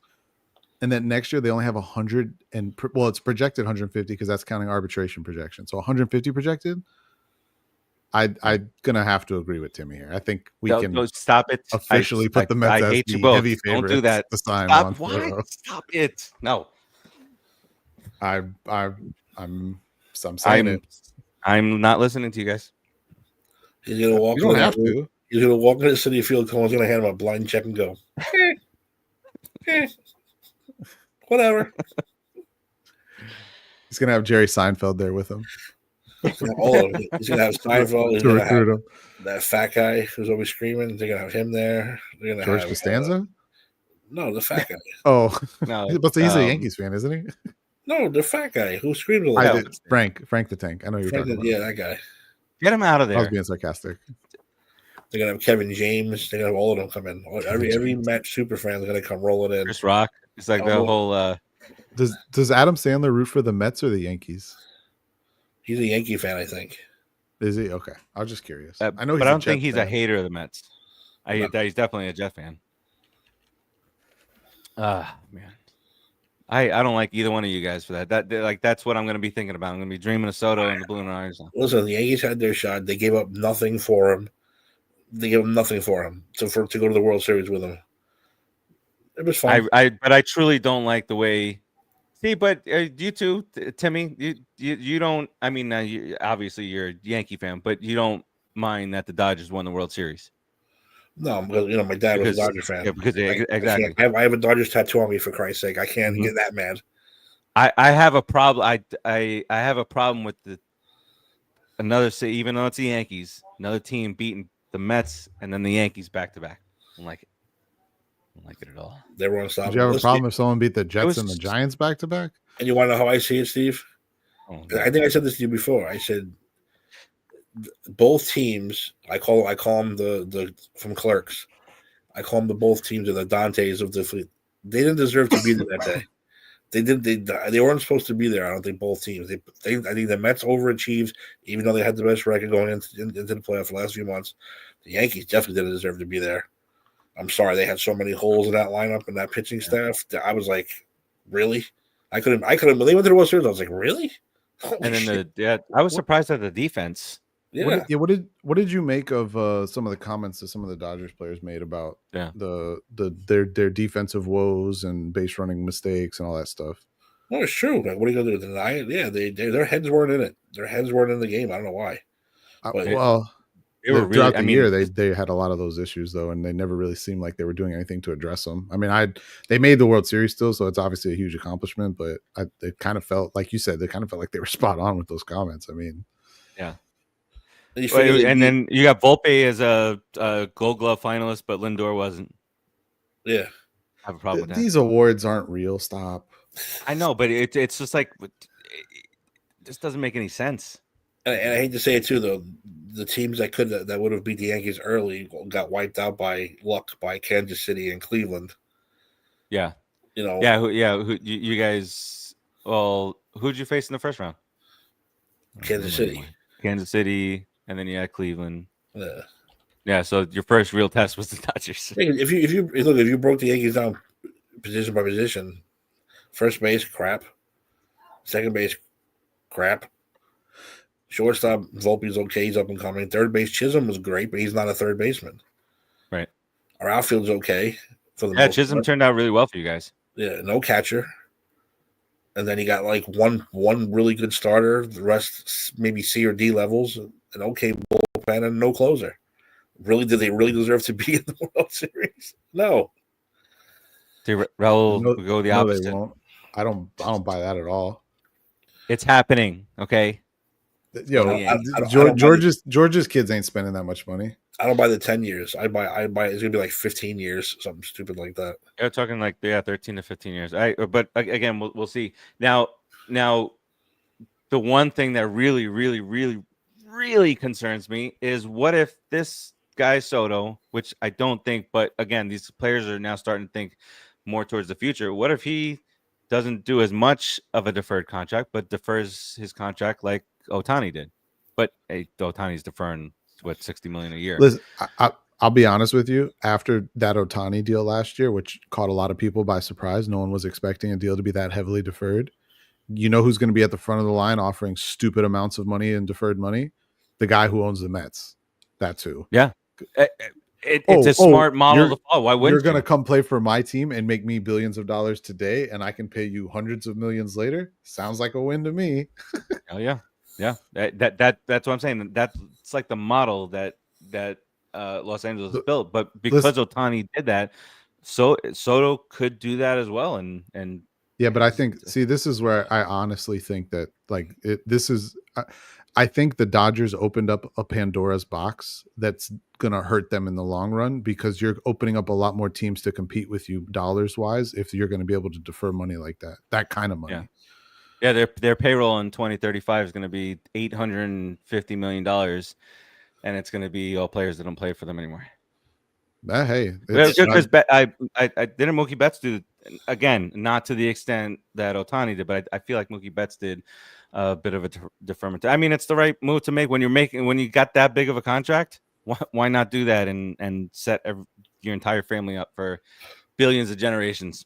All right. The Yankees did a 2009. Go out and get your Blake Snells, your Max Fried, and then I'd like to say Alex Bregman, but he's an Astro, and I can never forgive him. Yeah, so fuck him.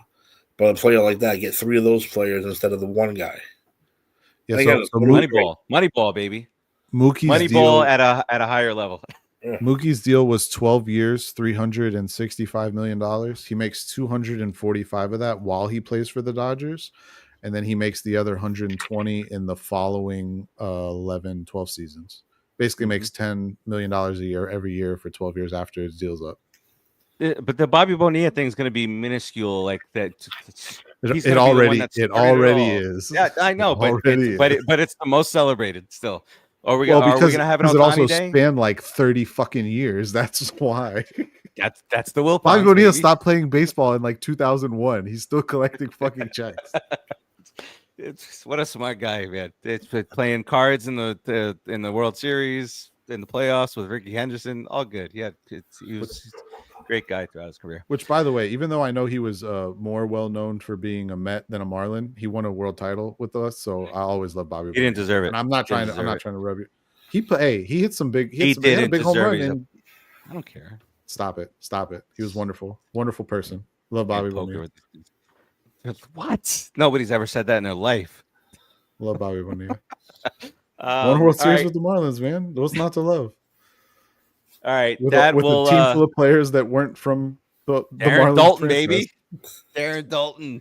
The whole team. Moises Alou, Alex Fernandez.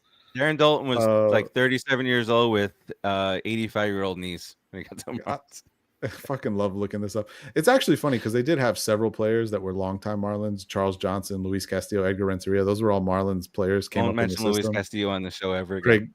Craig Counsell. You stop your Luis Castillo slander right now. Drop the pop up. No. D-Rod, pop the ball up. Game is over. Guy's fumbling over Luis Castillo slander.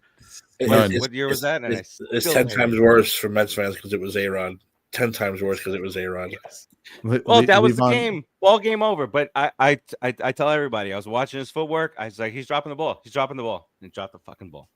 The best year of Livan Hernandez's career, the only year where his ERA wasn't over like 3.6, was that one year in Florida where they won the World Series. There it is. Yeah, that's what happens. All right. So as far as movies are concerned, we got Gladiator 2 coming up all over the country, ton of different cities. Red 1 happened today in like 13, 14, 15 different cities. Nice. A couple of guys went to go see it. I'm excited about that. Get The Rock. You see The Rock in the pillow fight with Jimmy Fallon? Yeah, he kind of got pissed. He looked like he got genuinely pissed. Yeah, right. When that feathers All right, popped I'm out. not. I didn't read into that. He passed the shit over. He and he turned apologized. bright red. Bright red. He had to go to the premiere right after that, and he was all He dressed. said, "I'm going to the premiere." He had fucking feathers all over him. He was mad. He was big mad. Big mad. All right, and then kind of wind down as we head into Thanksgiving, and then we'll pick up again on the opposite side. All right, that does it for us this week. Covered a shit ton of stuff. We had a lot of fun with the quarterback games, and we will see you guys next week. Peace out, everybody, and Giants can't lose. Giants can't lose this week. Giants cannot lose. Let's go.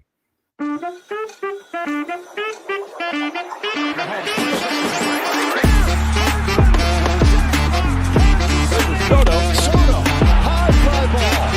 Number 18 has tipped it through. The Florida Panthers have won the Stanley Cup. The Mets in front.